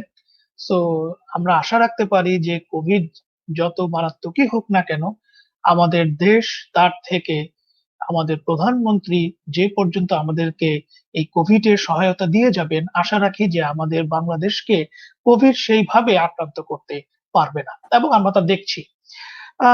এই অবস্থায় আপনার কাছে আমার একটি কোশ্চেন হচ্ছে যে করোনা পরবর্তী সময় শিক্ষার্থীদের ক্লাসরুমে ফিরিয়ে আনা হলে শিক্ষা প্রতিষ্ঠানগুলোকে কি ধরনের স্বাস্থ্যবিধি পরিকল্পনা করা উচিত বলে আপনি মনে করেন? এ বিষয়ে একজন ডাক্তার ও হেলথ অ্যান্ড সেফটি স্পেশালিস্ট হিসাবে আপনার সাজেশন কি? এক্ষেত্রে আমার এটা একেবারেই আমার নিজস্ব ব্যক্তিগত অভিমত, এটা আমি বলে নিচ্ছি। সেটা হচ্ছে যে আমি একজন চিকিৎসক হিসেবেও আমি কথাটা বলবো। সেটা হচ্ছে যে অন্তত পক্ষে যে উইন্টার যে সিজনটা, অর্থাৎ মিনিমাম মার্চ পর্যন্ত আসলে শিক্ষা প্রতিষ্ঠানটা বন্ধ রাখাটাই হচ্ছে আমি মনে করি সবচেয়ে ভালো ডিসিশন হবে। এবং পরবর্তীতে যদি খুলতে হয় সেই ক্ষেত্রে আমি বলবো যে আমরা তো আসলে সবাই জানি যে ফিজিক্যাল ডিস্টেন্সটা মেনটেন করতে হবে, সাথে আমাদের হ্যান্ড হাইজিন মেনটেন করতে হবে এবং আমাদেরকে মাস্ক পরতে হবে। আমি আসলে মাস্কের কথাটা পরে বলেছি, কিন্তু মাস্কের কথাটা বলা উচিত আগে, যে মাস্কটা সবার আগে। এখন আপনি দেখেন এই ক্ষেত্রে আমরা যেটা করতে পারি সেটা হচ্ছে যে আমরা যদি ছোট ছোট বাচ্চাদেরকে যদি বলি তোমরা মাস্ক পরে থাকো, ওদের ক্ষেত্রে আসলে এই জিনিসটা সম্ভব হবে না। ওরা হয়তো মাস্ক পরে থাকতে পারবে না, ওরা হাত দিয়ে ধরবে, এটা স্বাভাবিক। সেই ক্ষেত্রে আমরা যেটা করতে পারি সেটা হচ্ছে যে আমরা ধাপে ধাপে যখন খুলবো, আমরা সবার প্রথমে ইউনিভার্সিটিটা করতে পারি। যেহেতু ইউনিভার্সিটিতে যারা পড়েন তারা মোটামুটি প্রাপ্তবয়স্ক, তারা সবাই বোঝে, এবং তখন আমরা ক্লাস শিডিউলটা এমন ভাবে সাজাবো যেন একবারে আমার একটা ডিপার্টমেন্টে 50 জন স্টুডেন্ট আছে, তা আমি এই 50 জন স্টুডেন্টকে আমি 3টা ভাগে ভাগ করে নিতে পারি। আমি 17 জন করে ভাগ করে নিলাম এবং আমি রোস্টার ওয়াইজ তাদের ক্লাস নিব। সেক্ষেত্রে যেটা হবে, একটা বেঞ্চে যখন আগে 2 জন বসতো, তখন একটা বেঞ্চে হয়তো 1 জন করে বসবে। লিস্ট একটা ফিজিক্যাল ডিস্টেন্স কিন্তু এখানে মেনটেন করা হচ্ছে। ক্লাসরুমের ভেতরে ঢুকতে এবং ক্লাসরুমের ভেতর থেকে বাইরে যেতে আমরা ওখানে একদম প্রমিনেন্ট একটা জায়গায় আমরা স্যানিটাইজার রেখে দিব, এবং ওখানে অবশ্যই যিনি টিচার তিনি মনিটর করবেন যেন প্রত্যেকে সবাই ক্লাসে একবার করে হ্যান্ডটা স্যানিটাইজ করে নেয়। এই জিনিসটা যদি টিচার এটা মেনটেন করে নেয় তাহলে কিন্তু এটা খুব একটা বেশি সমস্যা হওয়ার কথা না। যখন ইউনিভার্সিটিতে ঢুকবে, অর্থাৎ ঢোকার মুহূর্তে সেখানে আমাকে অবশ্যই আমার মাস্ক আমি পরেছি কিনা সেটা আমাকে নিশ্চিত করতে হবে। সো দেখেন, প্রথমে আমি ঢোকার সময় মাস্কটা আমরা নিশ্চিত হলো, ক্লাসরুমের ভেতরে মাস্ক নিশ্চিত, সাথে আমার ফিজিক্যাল ডিস্টেন্স নিশ্চিত, এবং আমি হ্যান্ড স্যানিটাইজ করে নিলাম। আমি আমার হাইস্ট প্রিকশন এর চেয়ে বেশি আর কিছু নিতে পারবো না। এটা আমার ইউনিভার্সিটির ক্ষেত্রে। তারপর হয়তো আমি ধাপে ধাপে আমার ইন্টারমিডিয়েট, দেন আমি এসএসসি, আমি এভাবে আমি ধাপে ধাপে যেতে পারি, এবং জি আল্লাহর রহমতে একটা পর্যায়ে আসলে তখন হয়তো আমরা সবকিছুই করে দিতে পারবো। জি, ডেফিনেটলি অনেক সুন্দর বিশ্লেষণ আপনি করেছেন। আমরা আশা রাখি যে আমাদের শিক্ষা মন্ত্রণালয় এইভাবেই চিন্তা করবেন এবং প্রত্যেকটা শিক্ষা প্রতিষ্ঠান আপনার এই সাজেশন গুলি ফলো করবেন যদি আমাদের এই প্রোগ্রাম তারা এখন দেখে থাকেন। আহ, বা এই মুহূর্তে আমরা একটি কোশ্চেনে চলে যাচ্ছি। ইউকে থেকে সাবিহা খান উনি আপনার কাছে জানতে চেয়েছেন, আমাদের অনেকের ধারণা করোনা একটি সাধারণ ফ্লু, আপনি কি মনে করেন? হ্যাঁ, করোনাও কিন্তু এক ধরনের ফ্লু, বাট সাধারণ যদি বলি তাহলে তো এটা বলা যাবে না। সাধারণ ফ্লু যেটা হয় সেটা হচ্ছে যে আমাদের নর্মালি, যেমন আমার ঠান্ডা লেগেছে, আমি নর্মাল ভাইরাল দ্বারা অ্যাটাক হয়েছি, এটা ইনফ্লুয়েঞ্জা দ্বারা হতে পারে। এবং আমার শরীরের রোগ প্রতিরোধ ক্ষমতা যদি ভালো থাকে, দেখা যায় সে তেমন একটা বেশি অ্যাটাক করতে পারে না, বাট আমার শরীরের রোগ প্রতিরোধ ক্ষমতা যদি কম থাকে, খুব ইজিলি অ্যাটাক করতে পারে। ভাইরাস দ্বারা আমি অ্যাটাক হই। অ্যাটাক হওয়ার পর যখন এই ভাইরাসটা মাথাচাড়া দিয়ে উঠতে পারে, তখন ওখানে আমার একটা ইনফেকশনে তৈরি হয়, এবং ইনফেকশনটা করেই হচ্ছে ব্যাকটেরিয়া। তার মানে ভাইরাস দিয়ে শুরু হয়ে ব্যাকটেরিয়ার আনাগোনা। তা জি এই জিনিসটা যে কোনো ফ্লুই কিন্তু করতে পারে। সো করোনার ক্ষেত্রে আমরা কেন ভয় পাচ্ছি? করোনার ক্ষেত্রে আমরা ভয় পাচ্ছি এই কারণেই যে এই করোনার বা কোভিড-19 ভাইরাস দ্বারা মাল্টি অর্গান ফেলিওর হতে পারে, যেটা নর্মাল ফ্লু দ্বারা হওয়ার পসিবিলিটিস অনেক কম। জি, আশা রাখি সাবিয়া খান আপনি আপনার কাঙ্ক্ষিত অ্যান্সার পেয়ে গিয়েছেন। আহ এই মুহূর্তে আমরা একটু আপনার কাছে জানতে চাচ্ছি যে বিশ্বের অনেক দেশের সাথে বাংলাদেশও করোনা ভাইরাস কোভিড-19 মোকাবেলায় জনস্বার্থে আইন প্রয়োগ করছে এবং এই বিষয়ে গণবিজ্ঞপ্তিও জারি করা হয়েছে এবং অনেক ক্ষেত্রে দেখা গিয়েছে যে এখানে জরিমানা বা ফাইন করা হচ্ছে। এখানে আপনার মতে সেকেন্ড ওয়েভ বা দ্বিতীয় ঢেউ সামাল দিতে জরিমানা না সচেতনতা, কোনটির বেশি প্রয়োজন আপনি বেশি মনে করছেন এই মুহূর্তে? দেখেন, একটু আগে আমি একটা কথা বলেছি যে যার যায় সেই বোঝে বিচ্ছেদের যে যন্ত্রণা, একটা গানও আছে এই সম্পর্কে। সুতরাং আমার ফ্যামিলির কেউ যদি চলে যায়, তখন আমি বুঝবো যে এই বিচ্ছেদটা কত বেশি যন্ত্রণামূলক। সুতরাং এটা থেকে যদি না যেতে হয়, সেই জন্যই আমার নিজেকে আমার সেফটি আমার নিতে হবে। এখন আমার বাচ্চাগুলো স্কুলে যাচ্ছে না, তারা বাসায় থাকছে। কেন? শুধুমাত্র তাদের সেফটির জন্য। আমি কোনো কিছুই মানলাম না, আমি না মেনে আমি বাইরে গেলাম। বাইরে গিয়ে আমি এই ভাইরাসটা বহন করে নিয়ে আসলাম, নিয়ে এসে আমি আমার বাচ্চাদের মধ্যে ছড়িয়ে দিলাম। আপনারা কি কেউ বলতে পারবেন যে কোনো বাচ্চা এফেক্টেড হয় নাই, অথবা কোনো বাচ্চার ফার্টালিটি একটা ইস্যু তৈরি হয় নাই? বাচ্চাও কিন্তু মারা গিয়েছে। সো আমরা বলতে অবশ্যই। পারবো না যে বাচ্চাও মারা যায় নাই।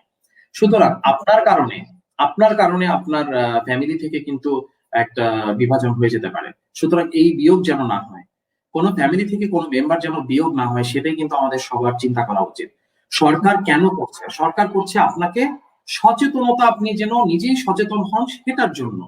সচেতনতা বাড়ানোর জন্য বলা হচ্ছে মাস্ক পরিধান করুন, তাহলে আপনাদেরকে জরিমানা করব না। একবার কি আমরা চিন্তা করে দেখেছি গভর্নমেন্ট কেন এই কথাটা বলেছে? আমার নিজের জন্য বলেছে। আমি ডেফিনেটলি। নিজে ঠিক থাকি, আমার ফ্যামিলি ঠিক থাকবে। আমার ফ্যামিলি যদি ঠিক থাকে, আমার একটা কমিউনিটি ঠিক থাকবে, আমার ক্লাসটা ঠিক থাকবে। তা আমি নিজেই যদি ঠিক না থাকি, তাহলে তো আমার সবকিছু আমি স্প্রেড আউট করে দিচ্ছি। আর যদি স্প্রেড আউট করে দিই, আমার কি ইকোনমিক চাকা কি তখন আরো বাড়বে না কমবে? তো এই জিনিসগুলো কিন্তু আমাদের মাথায় নিয়ে আসতে হবে। সুতরাং এই জিনিসটা আমাদের কিন্তু গভর্নমেন্ট আমাদেরকে এই জিনিসটা আইন করছে শুধুমাত্র মানুষকে মানার জন্য। কিন্তু একবারও কি আমরা ভেবে দেখেছি যে কেন মানার জন্য বলছে? আমার নিজের জন্যই কিন্তু মানার জন্য বলা হচ্ছে। সুতরাং আমি মনে করব যে সবাই আপনারা জিনিসটাকে মেনে চলবেন। কারণ সচেতনতাটাই কিন্তু আসল আগে। আমি এখানে কিন্তু পারভেজ, আপনি বলেছেন যে একটা যে সচেতনতাটা নাকি আইন প্রয়োগটা কোনটা জরিমানা, জি বেশি? জি কিন্তু দেখেন, আইন প্রয়োগটা কেন করা হচ্ছে? সে এই জন্যই তো, মানুষের ভালোর জন্যই তো করা হচ্ছে। সো এখন যদি কেউ না মানে, তখন তো আসলে আইন ছাড়া আর কোনো গতি নাই। মানুষকে বোঝানোর ডেফিনেটলি। পর যদি আর কোনো উপায় না থাকে, তখন তো যেমন লকডাউনে বলা হয়েছে আপনারা বাসায় থাকেন, মানুষ বের হয়ে গিয়েছে। তো এরকম করলে তো হবে না। এখন বলা হচ্ছে ঠিক আছে বের হয়েছেন, আপনারা একটা মিনিমাম একটা প্রিকশন মেনটেন করে চলেন। এখন সেটাও যদি আপনারা না মানেন, তাহলে আসলে সরকারের তাহলে আর কি করণীয়? সরকারের তাহলে আর কিছু করণীয় থাকবে না। আমি একটা জায়গায় খাচ্ছি, আমি আমি এই মুহূর্তে একটা জায়গায় একটা হোটেলে গেলাম, একটা হোটেলে গিয়ে আমি বসে পড়লাম, একটা টেবিলে আমি বসলাম, তারপরে টেবিলে, তারপরে টেবিলে, তারপরে টেবিলে, এভাবে বিভিন্ন জায়গায় বিভিন্ন রকমের মানুষ। আপনি কি বলতে পারবেন একজন মানুষ এখানে, আপনি এটা তো কনফার্ম বলতে পারবেন না যে এখানে কারো করোনা নাই। একজনের ডেফিনেটলি। যদি থাকে, সবাই তো আলটিমেটলি স্প্রেড আউট হয়ে যাবে। কোশ্চেন এখান থেকে আসে যে আমরা করোনা হলে কি মানুষ মারা যায়, করোনা হলে কি আরেকবার হবে, ওই যে এই জন্যই আমি আসলে কথাটা বলা যে একবার করোনা হলেও কিন্তু আবার করোনা হতে পারে। আরেকটা ব্যাপার আপনার মাধ্যমে একটু শেয়ার করি, সেটা হচ্ছে যে করোনাকালীন সময়ে আমার হয়তো কোনো সমস্যা হয় নাই, তেমন একটা কোনো প্রবলেম হয় নাই। কিছুটা হয়তো একটু কাঁপিং ছিল, একটু হয়তো নাক বন্ধ ছিল, নাকে হয়তো আমার গন্ধ ছিল না, মুখে আমার স্বাদ ছিল না, এই ধরনের কিছু কমপ্লিকেশন ছিল। দেন আমি কোভিড নেগেটিভ হয়ে গেছি। খুব ইম্পর্টেন্ট একটা ক্রাইসিস এখন এই মুহূর্তে তৈরি হচ্ছে, আমরা এটা পাচ্ছি, পোস্ট কোভিড সিমটম। অনেকেই এই সমস্যা, এটা কি, এটা হচ্ছে করোনা পরবর্তীতে অনেকের অনেক ধরনের কমপ্লিকেশন হচ্ছে শুধুমাত্র এই করোনার জন্য। অর্থাৎ কোভিড ভাইরাসটা যখন আমাদের শরীরে আসার পরে একটা সময় সে মারা যায়, এরাডিকেশন হয়, বাট সে কিন্তু কিছু প্রভাব শরীরে ফেলে যায়। শরীর যদি সেটা নিয়ে নিতে পারে, হয়তো সে আর কোনো প্রবলেম হবে না। শরীর যদি সেটা ঠিক মতো নিতে না পারে, সে নেগেটিভ হলেও কিন্তু পরবর্তীতে তার মধ্যে বেশ কিছু সিমটম কিন্তু অ্যারাইজ হবে, যেটাকে আমরা এখন বলি পোস্ট কোভিড সিমটম। সো কেউ বলতে পারবেন না যে আমার করোনা হয়ে গেছে, আমি খুব ভালো হয়ে গেছি, এটা কিন্তু বলার কোনো উপায় নাই। সুতরাং এই জন্যই আমি বলবো যে আপনার নিজের সচেতনতাটা হচ্ছে আপনার আগে, এবং আপনি নিজেই সচেতন হন। আমার বলা দরকার নাই যে ভাই আপনি সচেতন হন বা বোন আপনি সচেতন হন, শোনেন, আমি আমার নিজেকেই যদি আমি সচেতন করি, তাহলে কিন্তু সচেতনতা তৈরি হয়ে যায়। আর কিছু করা লাগে না, আমার কাউকে বলা দরকার নেই, আমি নিজে থেকে নিজে শুরু করবো। জি, ডেফিনেটলি। অনেক সুন্দর বিশ্লেষণ করেছেন। আশা রাখি যারা দর্শক দেখছেন তারা ডক্টর শহীদুল ইসলামের এই বিশ্লেষণগুলি ভালোভাবে বুঝবেন এবং মানবেন, এবং আমরা চাই যে আপনাদের প্রত্যেকের জীবনই আমাদের জন্য অত্যন্ত গুরুত্বপূর্ণ এবং মূল্যবান। এই অবস্থায় ডক্টর শহীদুল ইসলামের কাছে একটু ভিন্ন রকমের একটি কোশ্চেন রাখতে চাচ্ছি। ডাক্তারি পেশায় যে সমস্ত শিক্ষার্থী আসতে চায়, তাদের মানসিকতা কোন ধরনের নৈতিকতা নিয়ে আসা উচিত বলে আপনি মনে করেন? এটা একটা খুব ইম্পর্টেন্ট প্রশ্ন। সেটা হচ্ছে যে আমিও যখন ডাক্তারি পেশায় এসেছি, পেশায় আসার আগে আমার মধ্যেও একটা অনেক কিছুই কাজ করতো, এবং এখনো সেটা করে। আমাদের মধ্যে অনেকেই, আমরা আসলে সবাই কিন্তু প্রথম থেকেই শুরু করি যে হ্যাঁ আমরা এই মানব সেবা করবো, মানব সেবা করবো, এবং পরবর্তীতে আমরা যখন প্রফেশনে আসি সেখানে হয়তো আমরা এটা আসলে এক্সেপশন, কখনো গ্রেট এক্সাম্পল হতে পারে না। সো হয়তো গুটি কয়েক হয়তো এই জিনিসটা থেকে একটু বের হয়ে আসে, পরবর্তীতে হয়তো আবার ঠিক হয়ে যায়। সুতরাং আমি এক্সেপশনকে আমি গ্রেট এক্সাম্পল ধরবো না। আমি একটা কথাই বলবো, সেটা হচ্ছে যে একটা সিনারিও বলি। একটা মানুষ, একটা লোক প্রচন্ড রকমের পেট ব্যথা নিয়ে আপনার কাছে আসলো, তার ছেলে আপনার কাছে নিয়ে আসলো। এখন ছেলেটা ধরেন 14-15 বছর বয়সের একটা ছেলে, তার বাবা 40 বা 45 বছর বয়সে তার বাবা নিয়ে আসলো। নিয়ে আসার পরে তখন বললো যে এরকম এরকম অবস্থা, তার বাবা প্রচন্ড রকমের কষ্ট পাচ্ছে। ওই সময়ে আপনি তাকে পরীক্ষা করলেন, পরীক্ষা করে দেখে দেখে আপনি বুঝতে পারলেন যে তার অ্যাপেন্ডিসাইটিস এর সমস্যা হয়েছে, অর্থাৎ যে কোনো সময় তার অ্যাপেন্ডিক্সটা বাস্ট হতে পারে। So that as early as possible আমি এই অ্যাপেন্ডিক্সটা কেটে ফেলতে হবে, এবং আমি যেহেতু একজন জিপি, আমি তো আর কাটবো না, আমি তখন রেফার করব একজন সার্জনের কাছে। তা সার্জনের কাছে যখন আমি রেফার করার সময় আমি তাকে কিছু মেডিকেশন দিয়ে আমি সার্জনের কাছে পাঠিয়ে দিলাম, এবং সার্জন তখন জাস্ট একটা দুটো উনি হয়তো ইনভেস্টিগেশন করবে, করে উনি ওনার ক্লিনিক্যাল, উনিও যদি মনে করেন যে হ্যাঁ এটা অ্যাপেন্ডিসাইটিস, তখন উনি এটা কেটে ফেলে দিলেন।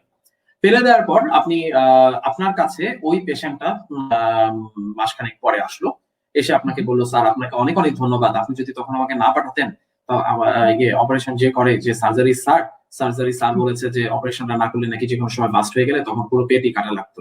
স্যার আপনাকে অনেক ধন্যবাদ, তখন যদি আপনি আমাকে এই ইয়েটা না দিতেন, উপদেশটা না দিতেন, বা এই কাজটা যদি না করতেন, না বুঝাই বলতেন, তাহলে হয়তো আমি যেতাম না। তা আপনাকে অনেক ধন্যবাদ। এই যে লোকটা যখন কথাটা বললো, তার যে একটা হাসি মাখা মুখ, আমি মনে করি এর চেয়ে আসলে বেশি পাওয়া আপনি 500, 1000, 2000, 3000, 5000 টাকা দিয়ে আপনি ভিজিট হয়তো পাবেন।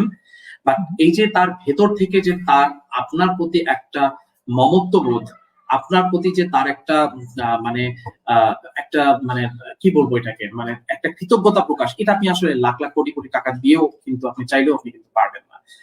এবং এই ব্যাপারটা আসতে হবে আপনার ভেতর থেকে। সুতরাং আপনি যদি মনে করেন যে আমি সৃষ্টির সেরা জীব মানুষ, আশরাফুল মাখলুকাত মানুষকে বলা হয়, সেই মানুষের সেবা করার জন্য আমি এই পেশায় আসতে চাই, প্লিজ আপনারা ওয়েলকাম আপনাদের জন্য।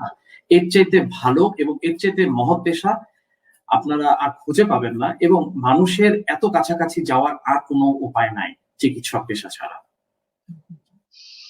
অনেক সুন্দর বলেছেন, যেটা আপনার কাছ থেকে যেটা বোঝা যাচ্ছে যে ডক্টরি পেশাই হচ্ছে মানবতার কল্যাণে নিজেকে সঁপে দেওয়া।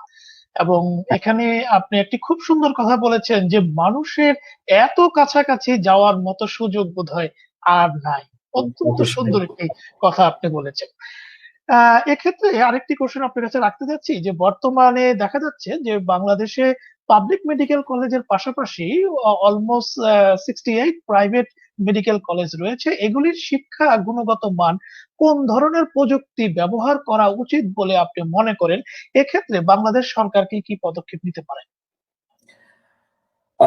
আমি যদি প্রথমে, এখানে দুটো পার্ট থাকে, প্রাইভেট মেডিকেল কলেজ আর আপনি যদি পাবলিক মেডিকেল কলেজের কথা বলেন, আমি যদি টোটাল ব্যাপারটাকে আমি যদি দুটো পার্ট করি তাহলে আমার জন্য একটু ইজি হয়। সেটা হচ্ছে যে একটা হচ্ছে একাডেমিক পার্ট আর একটা হচ্ছে ক্লিনিক্যাল পার্ট। ওকে। একাডেমিক পার্টের কথাটা আমি বলবো যে একাডেমিক পার্ট প্রাইভেট মেডিকেল কলেজে যেরকম হয়, গভর্নমেন্ট মেডিকেল কলেজে যেমন হয়, আমি এক্ষেত্রে একটু বলবো যে মেডিকেলের ক্ষেত্রে ইঞ্জিনিয়ারিং বা অন্যান্য সাইড থেকে মেডিকেলের ব্যাপারটা একটু আলাদা। ঢাকা অথবা ঢাকা বিভাগের মধ্যে যত প্রাইভেট মেডিকেল কলেজ এবং পাবলিক মেডিকেল কলেজ আছে তারা সবাই কিন্তু ইউনিভার্সিটি অফ ঢাকার আন্ডারে। আমাকে কিন্তু সাপোজ এ মেডিকেল কলেজ অথবা বি মেডিকেল কলেজের কোনো এখতিয়ার নাই আমাকে সার্টিফিকেট দেওয়ার, এখতিয়ার একমাত্র রয়েছে ঢাকা ইউনিভার্সিটির। ঠিক তেমনি রাজশাহী বিভাগের জন্য রাজশাহী ইউনিভার্সিটি, সিলেটের জন্য শাহজালাল ইউনিভার্সিটি, চিটাগাং এর জন্য চিটাগাং ইউনিভার্সিটি, এরকম প্রত্যেকটা বিভাগে আলাদা আলাদা ভাবে করা আছে ওই ইউনিভার্সিটির এখতিয়ার ইয়ে করার, সার্টিফিকেট দেওয়ার। এবং পরীক্ষা পদ্ধতিটাও কিন্তু হয় সেন্ট্রাল, পরীক্ষা পদ্ধতিটাও হয় সেন্ট্রাল। একই দিনে একই সময়ে একই প্রশ্নে কিন্তু রিটেন পরীক্ষা হয়, একই ভাবে আপনার অসপি একটা প্র্যাকটিক্যাল একটা structural oral structural practical examination হয়, এটাও কিন্তু একই দিনে একই সময়ে একই প্রশ্নে হয়। এই পর্যন্ত কিন্তু কোনো সমস্যা নেই। থার্ড ওয়ান হচ্ছে ভাইভা, যেটা মেডিকেলের জন্য অনেক ইম্পর্টেন্ট একটা ফ্যাক্ট। ভাইভাতে পাস করাটা আসলে অনেক ইম্পর্টেন্ট, এবং এই ভাইভাটাও কিন্তু আমি আমার ইচ্ছা মতো কোনো মেডিকেল কলেজ কিন্তু চুজ করতে পারে না। এটাও কিন্তু ইউনিভার্সিটি এ মেডিকেলের ইউনিভার্সিটি সি মেডিকেলে পাঠায়, ডি মেডিকেলের টিচার ই মেডিকেলে পাঠায়, এইভাবে।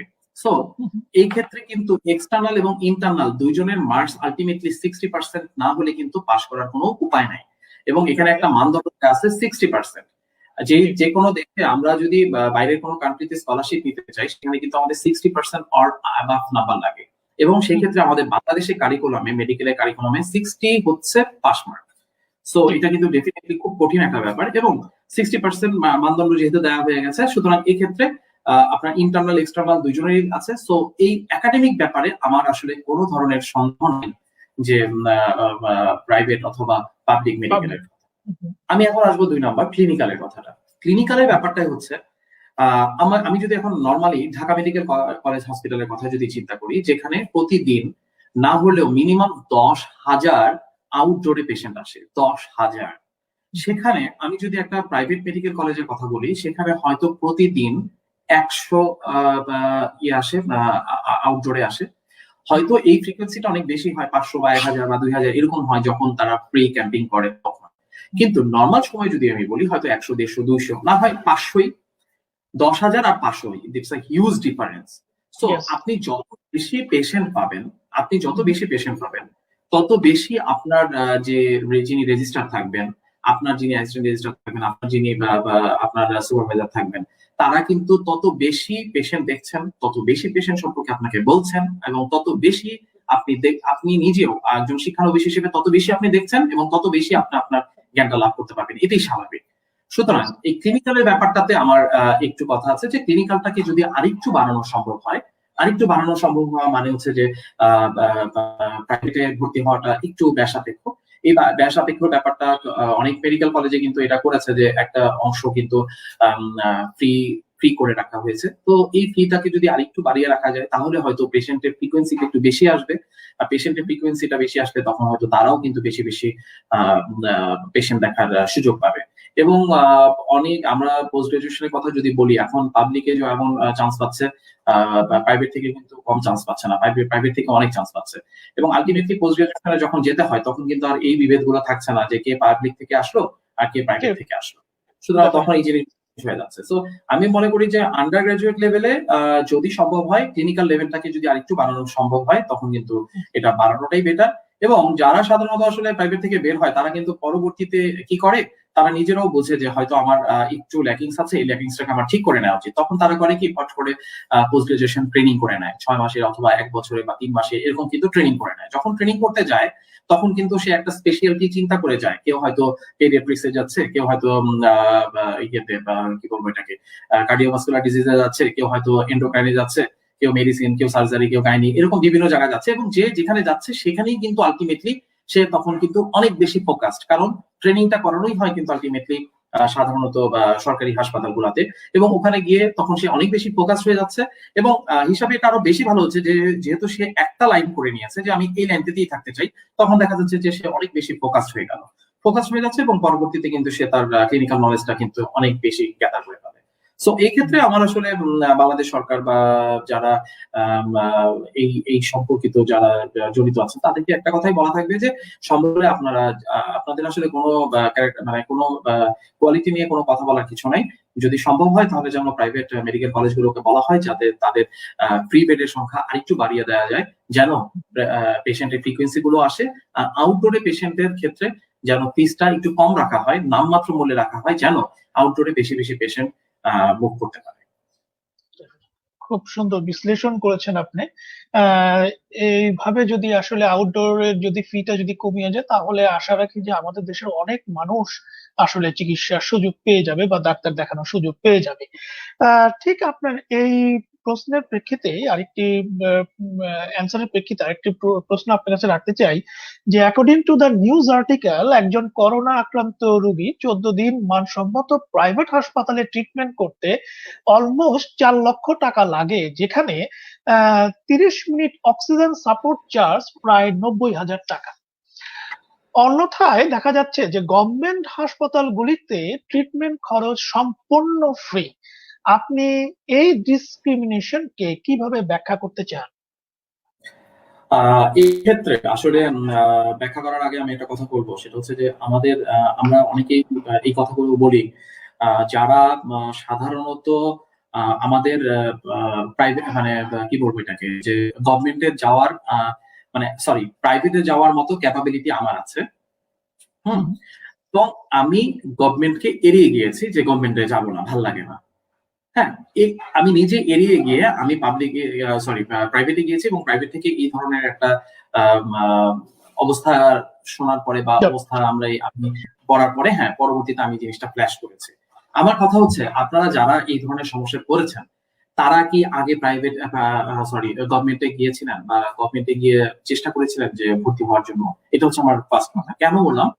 কারণ হচ্ছে যে আমি একেবারে আমার নিজের লাইফে ঘটে যাবো, আমার একদম ব্লাড রিলেটিভ উনি যখন কোভিড আক্রান্ত হলেন, আমি যখন দেখলাম যে উনি কোভিড আক্রান্ত হয়েছেন, তখন আমি ওনাকে একটা বিশেষায়িত একটা হাসপাতাল, আমি নামটা বলেই দিচ্ছি, যে কোয়েত মেট্রি আমি হাসপাতালে আমি নিয়ে যাই। এবং কোয়েত মেট্রি হাসপাতালে ওখানে নেওয়ার পরে তাকে আমি ওখানে ভর্তি করাই, এবং ভর্তি করানোর পরে ওখানে উনি যখন ভর্তি করাতে যাই তখন আমি আমার মনে আছে, আমার মনে হয় 50 টাকার মতো আমাকে ফিস দিতে হয়েছিল। এরপরে উনি প্রায় 16 দিন ওখানে থেকেছেন। এর মধ্যে কিন্তু ওনার কিন্তু আর অন্য কোনো টাকা খরচ হয় নাই। জাস্ট একটা মেডিসিন ওনাদের এখানে ছিল না, সেই মেডিসিনটা আমি বাইরে থেকে দিয়েছি। বাদ বাকি যত মেডিসিন ছিল সব মেডিসিন কিন্তু উনি ওখান থেকে পেয়েছেন। এই সেবাটা যদি উনি প্রাইভেট থেকে নিতেন তাহলে আমি অন্তত বলতে পারি, যদি প্রাইভেট মোটামুটি মানের একটা প্রাইভেট হসপিটাল থেকে নিতে চাইতেন তাহলে মিনিমাম ওনার 1.5 থেকে 2 লাখ টাকার একটা বিল চলে আসতো। তাহলে আমার কথা হচ্ছে যে আমরা যারা এই কথাগুলো বলছি তারা কি আগে আমরা গভর্নমেন্টে গিয়ে ট্রাই করে দেখেছি? এটা কিন্তু আমার প্রথম প্রশ্ন। সুতরাং আমি মনে করি আপনারা গভর্নমেন্ট হাসপাতালগুলো, ডেডিকেটেড হাসপাতালগুলো, গভর্নমেন্ট অনেকগুলো ডেডিকেটেড হসপিটাল করেছে, কিন্তু আসলে আপনাদের জন্যই, আমাদের মানুষের জন্যই, তাই না, আমাদের জনগণের জন্যই তো ডেডিকেটেড হসপিটাল গুলো করা। এবং আমি আপনি আমি শুধুমাত্র ঢাকা শহরের কথা বলবো না, আমি কয়েকদিন আগে আমি ভিজিটের কারণে আমি কক্সবাজার গিয়েছিলাম। তখন কক্সবাজারের অনেকগুলো জায়গা আমাকে মুভমেন্ট করতে হয়েছে। তখন আমি ওখান থেকে যাওয়ার সময় আমার মনে আছে এখনো রামুতে যাওয়ার সময় আমি একটা দেখলাম যে রামুতে ওখানে একটা হসপিটাল, ওখানে একদম লিখাই আছে করোনা ডেডিকেটেড হসপিটাল, এবং একেবারেই ফাঁকা, একেবারেই ফাঁকা। এরকম গভর্নমেন্ট কিন্তু প্রত্যেকটা জেলা শহরে শহরে শহরে শহরে কিন্তু ডেডিকেটেড হসপিটাল করে দিয়েছে। সুতরাং ডেডিকেটেড হসপিটাল যদি থাকে তাহলে আমরা কেন সেখানে যাব না? আমাদের ওখানে যাওয়া উচিত, তারপরে আমরা এই ধরনের মানে আমাদের মন্তব্যগুলো করা উচিত যে 30 মিনিটে বা 90,000 টাকা হোয়াটএভার একটা বিল এসেছে। তো বিল এসেছে, সেটা প্রাইভেটে এসেছে, প্রাইভেটের কথা আমি আসলে বলবো না। আমি আপনাদেরকে একটা কথাই বলবো যে সম্ভব হলে আগে আপনারা গভর্নমেন্ট হাসপাতালে যান। যদি গভর্নমেন্ট হাসপাতাল কোনো কারণে অপারগ হয় অথবা কোনো কারণে সেই ফ্যাসিলিটিস দিতে না পারে, তারপরে হয়তো আপনারা অন্য চিন্তা করে দেখতে পারেন। আর প্রাইভেট হাসপাতালের ক্ষেত্রে আমি বলবো যে এই ক্ষেত্রে যে বিলের ব্যাপারটা, সেই বিলের ব্যাপারটা এখন অনেকটাই, আমি যতটুকু শুনেছি, সেটা সহনীয় পর্যায়ে চলে এসেছে। তারপরেও আমি বলবো যে যারা স্টেক হোল্ডার আছেন, যারা এই হসপিটাল বিভাগ বা হসপিটাল ম্যানেজমেন্ট নিয়ে যারা এখানে ওয়াকিবহাল, ওনাদেরকে বলবো যে আপনারা প্লিজ এই জিনিসগুলো যেন আমাদের জনসাধারণের যেন আয়ত্তের মধ্যে থাকে, আমরা এই জিনিসটা যেন আমরা নিজেরা যেন এই জিনিসটা আমরা নিতে পারি, এরকম নেয়ার মতো একটা অবস্থা যেন গভর্নমেন্ট আমাদের জন্য করে দেয়, সেজন্য গভর্নমেন্টের কাছে এটা আমার রিকোয়েস্ট থাকবে। অনেক সুন্দর বলেছেন আপনি। এক্ষেত্রে আমরা একটি গুরুত্বপূর্ণ কোশ্চেন এখন আপনার কাছে রাখতে চাচ্ছি যে একজন করোনা আক্রান্ত রোগী হাসপাতালে না গিয়ে কি বাসায় বসে COVID-19 এর ট্রিটমেন্ট নিতে পারে? এক্ষেত্রে আইসোলেশন বা কোয়ারেন্টাইন কোন কনসেপ্টটি সাধারণ মানুষ প্রয়োগ করবে আর কিভাবে আক্রান্ত রোগীর সেবা নেবে? আচ্ছা, এটা আসলে এই যে কয়েকদিন আগেও আসলে আমরা আইসোলেশন বা কোয়ারেন্টাইন এই কথাগুলোর সাথে কিন্তু আমরা খুব বেশি পরিচিত ছিলাম না। আমরা আলটিমেটলি করোনার এই সময়টা হওয়ার পর থেকে কিন্তু আমরা এই শব্দগুলো খুব বেশি বেশি শুনছি, যে কোয়ারেন্টাইন, তারপর আইসোলেশন। আসলে কোয়ারেন্টাইন জিনিসটা কি, আইসোলেশন জিনিসটা কি, এই জিনিসটা কিন্তু অনেকেই আমরা এখনো পর্যন্ত মানে গুলিয়ে ফেলি। আসলে মানুষকে বললে ভুল হবে, ইভেন তো আমি নিজেও গুলিয়ে ফেলি যে কোয়ারেন্টাইন যেন কোনটা, আইসোলেশন যেন কোনটা। সো এই জিনিসগুলো কিন্তু আমাদের একটু মাথায় রাখা দরকার। সেটা হচ্ছে যে প্রথম প্রশ্ন করলেন আপনি যে করোনার পেশেন্ট কি বাসায় ট্রিটমেন্ট নিতে পারে। আমি বলবো করোনার পেশেন্টের 80% এর উপর পেশেন্ট করোনার বাসায় বসে ট্রিটমেন্ট নেবেন। এবং সেই ক্ষেত্রে দেখেন এখানে কিন্তু গভর্নমেন্টের একটা বিশাল একটা ভূমিকা রয়েছে। সেটা হচ্ছে যে একটা মানুষ যখন টেস্ট করাতে যায় তখন কিন্তু তার সেখানে মোবাইল নাম্বার, ইমেল অ্যাড্রেস এগুলো এন্ট্রি দিতে হয়, এবং দেওয়ার পরে যদি কখনো কোভিড পেশেন্টের পজিটিভ আসে, পেশেন্টের পজিটিভ আসার পরে অবশ্যই আমাদের কিন্তু ডিজি হেলথ থেকে তাকে কিন্তু একটা ফলো আপ করা হয়, এবং ডিজি হেলথ থেকে কিন্তু একজন ডাক্তার পেশেন্টের সাথে কথা বলে ফলো আপ করেন। এটা কিন্তু একটা খুবই ইম্পর্টেন্ট একটা মাইলস্টোন বলবো। এবং এটার সাথে সাথে আরেকটা যেটা আমাদের গভর্নমেন্টের থেকে, যেটা 333 আর 162-63, এগুলো স্বাস্থ্য বাতায়ন থেকে প্রতি মুহূর্তে কিন্তু ট্রিটমেন্টের জন্য কথা বলা হচ্ছে। এখন আমি বলবো এর বাইরে অনেক অনেক ডেডিকেটেড চিকিৎসক রয়েছেন যারা প্রতি মুহূর্তে করোনাকালীন সময়ে তারা সার্ভিস দিয়ে গিয়েছেন এবং এখনো পর্যন্ত তারা সার্ভিস দিয়ে যাচ্ছেন। যে কোনো মানুষ তারা ওপেন প্ল্যাটফর্মে তাদের নাম্বার তারা শেয়ার করে রেখেছেন, তাদের ফেসবুক অবারিত আছে, তাদের মেসেঞ্জার অবারিত আছে, তাদের টেক্সট বলেন, হোয়াটসঅ্যাপ বলেন, ভাইবার বলেন, যেভাবে পাচ্ছেন হেল্প কিন্তু করে যাচ্ছেন। সুতরাং একজন রেজিস্টার্ড ডাক্তারের কাছ থেকে পরামর্শ নিয়ে তারপর আমরা এই করোনাকালীন সময়টা যদি কেউ করোনায় এফেক্টেড হয়ে যান তাহলে আমরা সেই চিকিৎসাটা আমরা চালিয়ে নেব। এটা হচ্ছে 1 নম্বর কথা। আর 2 নম্বর কথা হচ্ছে যে আমি কখন বুঝবো যে আমার হাসপাতালে যাওয়ার প্রয়োজন? যখন আমাদের কিন্তু একটা কথা বারবার বলা হয় যে অক্সিমিটারটা খুব ইম্পর্টেন্ট আমাদের জন্য। এই অক্সিমিটারটা কেনার জন্য বলা হচ্ছে যে অক্সিমিটারটা আপনারা কেনেন। কেউ যদি দেখেন যে অক্সিজেন লেভেল 93 এর নিচে নেমে গেছে, তখন আপনাকে বুঝতে হবে যে আপনি একটু ক্রিটিক্যাল কন্ডিশনে পড়ে গেছেন, আপনি যত তাড়াতাড়ি সম্ভব হসপিটালে যাবেন, আপনার অক্সিজেনের একটা ঘাটতি হতে পারে এবং অক্সিজেন লাগতে পারে। এই জন্য আপনাকে তখন বলা হয় যে যাওয়ার জন্য। এখানেও কিন্তু একটা বিকল্প ছিল যে আপনার অক্সিমিটার নাই, আপনি একটা নর্মাল একটা ব্যায়াম করেন, নাক দিয়ে শ্বাসটা টান দেন, টান দিয়ে তারপরে আপনি ব্রেথটাকে হোল্ড করেন, শ্বাসটাকে হোল্ড করেন। হোল্ড করে মনে মনে কাউন্ট করেন 1 থেকে 10 পর্যন্ত। যদি আপনি 1 থেকে 10 পর্যন্ত আপনি শ্বাসটাকে ধরে রাখতে পারেন, তার মানে আপনি ভালো আছেন। আর যদি দেখেন যে 1 থেকে 10 পর্যন্ত আপনি গুনতে পারতেছেন না, আপনি যত কম গুনবেন আপনার অবস্থা তত খারাপ, অর্থাৎ আপনার ফুসফুস সেটা নিতে পারছে না, তার মানে আপনি হসপিটালে যেতে পারবেন। এটা হচ্ছে একেবারে ইজি পদ্ধতি। তো এই পদ্ধতিগুলো কিন্তু অলরেডি অনেক বলা হয়েছে। সুতরাং এই ধরনের সমস্যা হলে আমরা হসপিটালে যাবো, আদারওয়াইজ আমরা বাসায় বসে আমরা ট্রিটমেন্ট নেব। আর কোয়ারেন্টাইন আর আইসোলেশন সম্পর্কে আমি যেটা বলবো সেটা হচ্ছে যে আমি একজন কোভিড পেশেন্ট, আমি পজিটিভ, আমি জানি, আমি চলে যাব আইসোলেশনে। অর্থাৎ আমি এমন একটা জায়গায় থাকবো যেখানে আমার সবার থেকে আমি আলাদা। আইসোলেশন মানে কি? আইসোলেশন হচ্ছে আইসোলেট করে দেওয়া, তাকে একেবারেই আলাদা করে দেওয়া। আমি আলাদা করে দিলাম। এই আলাদা করে দিয়ে আমি যেটা করব, তার সাথে আমি সব ধরনের, আমি তার সাথে যে ক্লোজ কন্ট্যাক্ট গুলো, এই ক্লোজ কন্ট্যাক্ট গুলো আমরা কি বলবো, প্রিভেন্ট করবো। এটা হচ্ছে আমার প্রথম কাজ, এটা হচ্ছে আইসোলেশনের কাজ। এবং আইসোলেশনে যিনি থাকবেন তার কাজ হচ্ছে কোনোভাবেই যেন তার কন্টাক্টে অন্য কেউ না আসে, এই জিনিসটা তাকে এনশিওর করা। এখন অনেকে দেখা যাচ্ছে যে কন্টাক্টে এসছেন, এখন কন্টাক্ট কেমন কন্টাক্ট?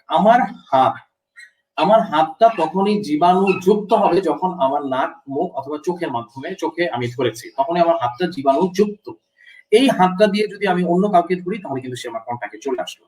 এখন এই হাতটা দিয়ে আমি আমার জামা স্পর্শ করলাম, এখন কেউ এসে আমার বসলো, এখন আমি আমার হাত দিয়ে আমি জামা স্পর্শ করেছিলাম, এই জামার সাথে আরেকজনের জামা লাগলো, তখন কিন্তু সেও কিন্তু কন্টাক্টে চলে আসলো। সুতরাং আমি যদি আমার হাতটাকে আর আমার মুখ, নাকটাকে যদি আমি বন্ধ রাখতে পারি, তাহলে কিন্তু আমি ক্লোজ কন্টাক্টে আসতে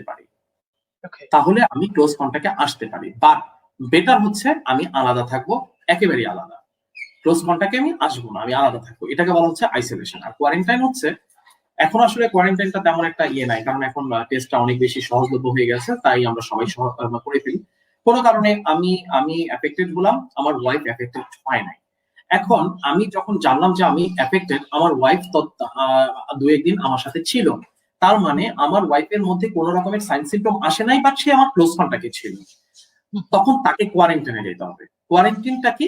তখন তাকেও আলাদাভাবে থাকতে হবে এবং তার নিজেকে দেখতে হবে তার মধ্যে কোনো সমস্যা হয় কিনা। যদি কোনো ধরনের সাইন সিম্পটম অ্যাপিয়ার করে তখন সে টেস্টে চলে যাবে। কিন্তু এখন আসলে আমরা কোয়ারেন্টাইনে নাই, কোয়ারেন্টাইনে আমরা থাকি না, কারণ হচ্ছে যে এখন টেস্টটা খুব ইজি অ্যাভেলেবেল হয়ে গেছে। যদি কোনো ফ্যামিলি দেখা যায় যে আমি পজিটিভ হয়েছি, তখন হয়তো একদিন পরে আমরা ফ্যামিলির অন্যান্য সবার করে ফেলি, তখন তাদের মাধ্যমে আমরা বুঝতে পারি যে কে পজিটিভ, কে নেগেটিভ আছে। এই হচ্ছে আইসোলেশন এবং কোয়ারেন্টাইন।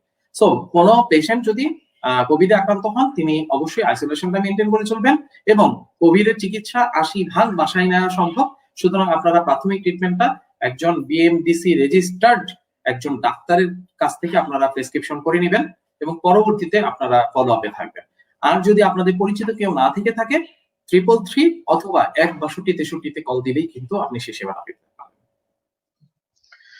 অনেক সুন্দর বলেছেন আপনি আইসোলেশন এবং কোয়ারেন্টাইন, কারণ এই বিষয়গুলি নিয়ে আসলে আমাদের মধ্যে এখনো দ্বিধাদ্বন্দ্ব আছে যে আসলে আমি কি আইসোলেশনে যাব নাকি আমি কোয়ারেন্টাইনে থাকবো। আপনি খুব সুন্দর ভাবে ব্যাখ্যা সহকারে এটা বুঝিয়েছেন। আশা রাখি আমাদের যারা দর্শক তারা এই শোটি যারা দেখছেন তারা এই বিষয়গুলি জানবেন এবং পরবর্তীতে যারা দেখবেন তারাও আপনার ইনফরমেশনের মাধ্যমে অনেক উপকৃত হবেন।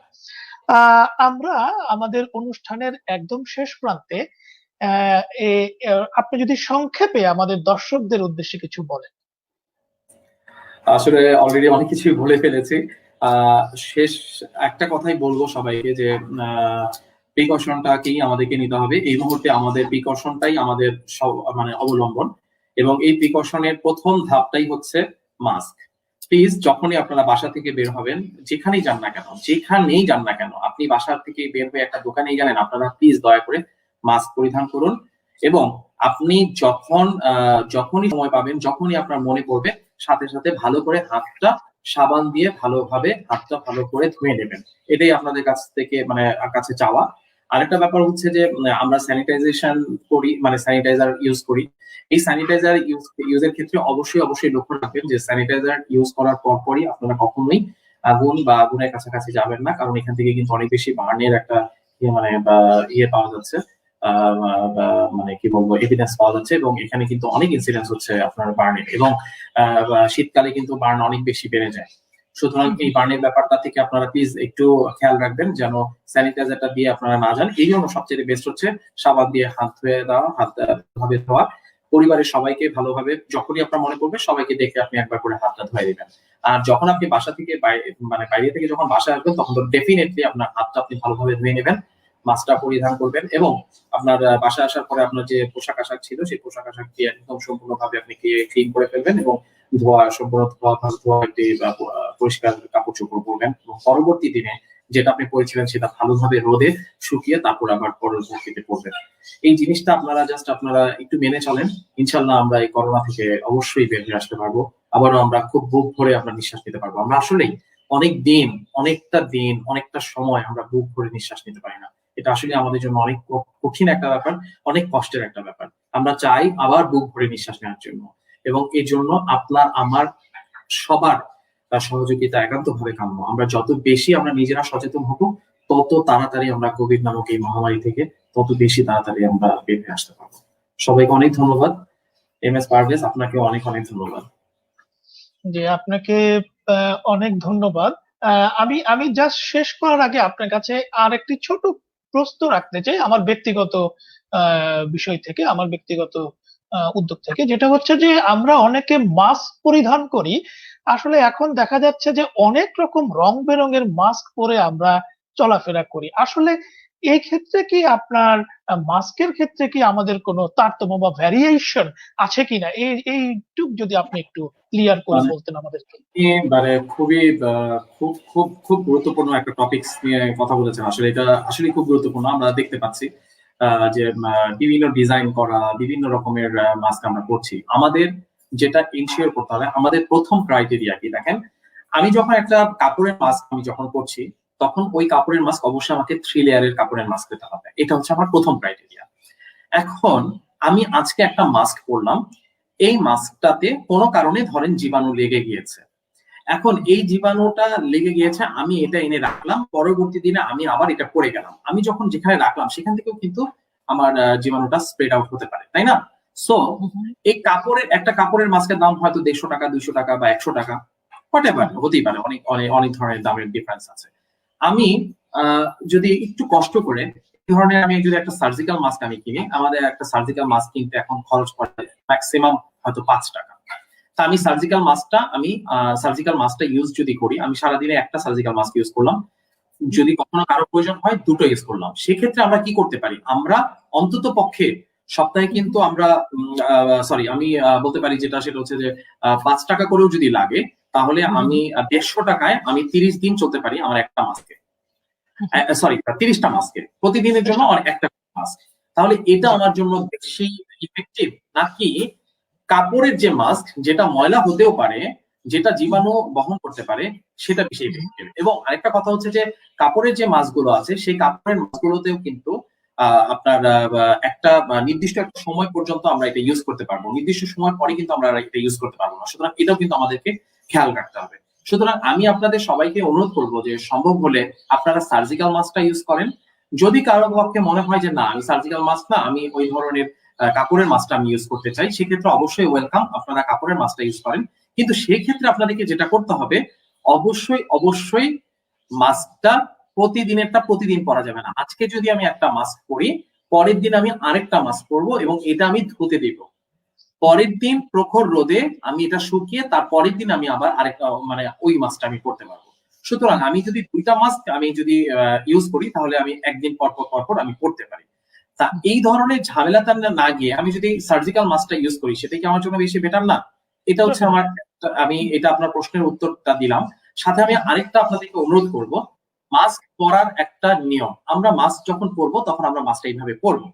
আমরা মাস্ক যখন এভাবে পরা থাকি, কোনো কারণে আমার মাস্ক খোলা লাগতে পারে, অনেক কারণ থাকতে পারে।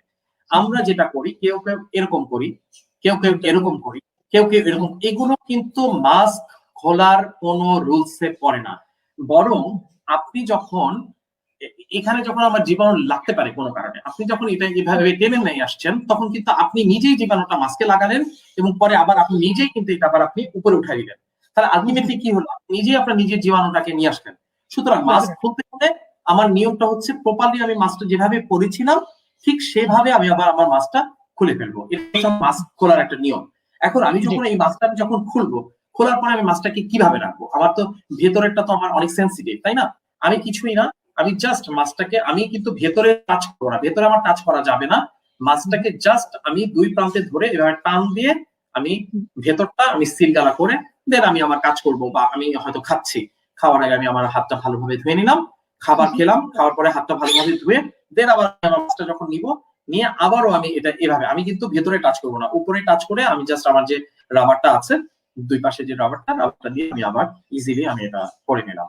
এটা হচ্ছে আমার মাস্ক খোলা এবং পরার নিয়ম। ভুলেও কিন্তু এরকম এরকম এরকম এগুলো করবেন না, এগুলো কিন্তু বারবার নিষেধ করা হচ্ছে, এই জিনিসটা কিন্তু করবেন না। আরেকটা ইম্পর্টেন্ট যেটা বলবো সেটা হচ্ছে যে এই মাছটা তো আপনি ফেলে দিবেন, রাতে ফেলে দিবেন বা সন্ধ্যা বাসায় যখন আসবেন তখন ফেলে দিবেন। ফেলার ওয়েস্ট ম্যানেজমেন্ট ডিসপোজাল করারও একটা নিয়ম আছে। এই ডিসপোজালটা আপনি কিভাবে করবেন? মাছটাকে অবশ্যই সে আগের মতোই বাইরের দিক থেকে আপনি ভাঁজ করবেন। ভাঁজ করার পরে যদি সম্ভব হয় একটা টিস্যু, যদি সম্ভব না হয় একটা পেপার বা একটা কাগজ দিয়ে এটাকে মুড়িয়ে নেবেন, মুড়িয়ে ঢাকনাযুক্ত কোনো বিনের মধ্যে ফেলবেন। কেন এটা করবেন? আপনি এটা ধরেন কোনো কারণে আপনি এভাবে ফেলে দিলেন, এখান থেকেও কিন্তু জীবাণুটা স্প্রেড আউট হতে পারে। কিন্তু আপনি যদি টিস্যু অথবা আপনি যদি একটা কাগজ দিয়ে মুড়িয়ে আপনি যদি বিনযুক্ত জায়গায় ফেলেন, এটা কিন্তু আর স্প্রেড আউট করার কোনো ওয়ে নাই। পরবর্তীতে বিন যেহেতু আছে, আলটিমেটলি আপনি ঢাকনাটা খুলেই কিন্তু ময়লাটা ফেলে দিবেন। সো এটা হচ্ছে প্রপার ডিসপোজাল করার হচ্ছে নিয়মটা। জি, আপনাকে অসংখ্য ধন্যবাদ। অনেক সুন্দরভাবে আপনি আমাদেরকে মাছ পড়া এবং খোলা শেখালেন। আমি নিজেও আপনার কাছ থেকে অনেক কিছু শিখলাম। আসলে অ্যাকচুয়ালি যেটা দেখা যায় যে অনেক ক্ষেত্রেই আমরা কিন্তু মাছকে কিন্তু আমাদের থুতনির যেটা আমরা বলি আরকি, আমরা কিন্তু এখানে কিন্তু নামিয়ে ফেলছি। এবং আল্টিমেটলি আমরা নিজেরাও জানি না যে অ্যাকচুয়ালি আমি কিন্তু আমার নিজের বিপদ কিন্তু বা নিজের ক্ষতি নিজেই ডেকে আনছি। সো আপনি খুব সুন্দরভাবে আমাদেরকে এটা উপস্থাপন করলেন। আমরা আমাদের অনুষ্ঠানের একদম শেষ প্রান্তে আমরা আইপিএলএচ এর পক্ষ থেকে আপনাকে জানাচ্ছি অগণিত ধন্যবাদ। আপনি আপনার মূল্যবান সময় ব্যয় করে আমাদের এই প্রোগ্রামটিতে এসেছেন এবং আমাদেরকে সময় দিয়েছেন, এবং আমাদের সাথে যারা দর্শক ছিলেন দেশের বিশ্বের বিভিন্ন প্রান্ত থেকে আমাদের দর্শক রিলেটেড ছিলেন আমাদের প্রোগ্রামে, তারা আপনাকে দেখেছে এবং তারা আপনাকে জানিয়েছে ধন্যবাদ। কেউ বলেছেন থ্যাঙ্কস, এবং কেউ বলেছেন অত্যন্ত ধন্যবাদ আপনাকে, আপনি অনেক ইম্পর্টেন্ট কথা বলছেন। এইভাবেই কিন্তু তারা আপনাকে অ্যাপ্রিসিয়েট করেছেন এবং তারা আপনার কথা শুনেছেন। আশা রাখি দর্শক আপনারা ডক্টর শহীদুল ইসলামের যে ইম্পর্টেন্ট বিচার বিশ্লেষণ ধরনের কথাবার্তা উনি বলেছেন কোভিড-19 এর এই দ্বিতীয় ঢেউ মোকাবেলায়, আশা রাখি উনার এই ইনফরমেশন গুলি আমাদের কাজে লাগবে। আমরা আমাদের অনুষ্ঠানের একদম শেষ প্রান্তে বিজয়ের বাঁশ আমরা ধারণ করব, বিজয়ের প্রতীক আমরা ধারণ করব, আমাদের বঙ্গবন্ধুর আদর্শ, আমরা আমাদের জাতির পিতার নীতি মেনেই চলব। তারই সাথে সাথে আমরা দেশনেত্রী প্রধানমন্ত্রী শেখ হাসিনার যে বক্তব্য, যে ওনার যে সাজেশন, ওনার যে নৈপুণ্যতা, এগুলিও আমরা মানব। কারণ আমরা মানতে হবে একটি কারণেই, ডক্টর শহীদুল ইসলাম একটি কথাই বলেছেন যে আজ হয়তো বা আপনি সংখ্যা দেখছেন, এই প্রত্যেকটি সংখ্যা কিন্তু একটি পরিবারের একটি সদস্য, এবং একটি সংখ্যা মানে হচ্ছে একটি পরিবারের জন্য কান্না। সো কোভিড-19 আমাদের কাছ থেকে যা নিয়ে যাচ্ছে তা হয়তো বা কখনোই ফিরে আসবে না। আসুন আমরা সবাই হাতে হাত রাখি এবং যেটুকু আছে তাকে আমরা রক্ষা করি। আজকের প্রোগ্রাম কেমন লাগলো আমাদেরকে জানাবেন। আমাদের সাথে যুক্ত থাকুন আইপিআরএস ফেসবুক পেজে লাইকের মাধ্যমে এবং আমাদের ইউটিউব চ্যানেলটি সাবস্ক্রাইবের মাধ্যমে। ভালো থাকবেন, সুস্থ থাকবেন, নিরাপদে থাকবেন। ধন্যবাদ। আল্লাহ হাফেজ। আল্লাহ হাফেজ।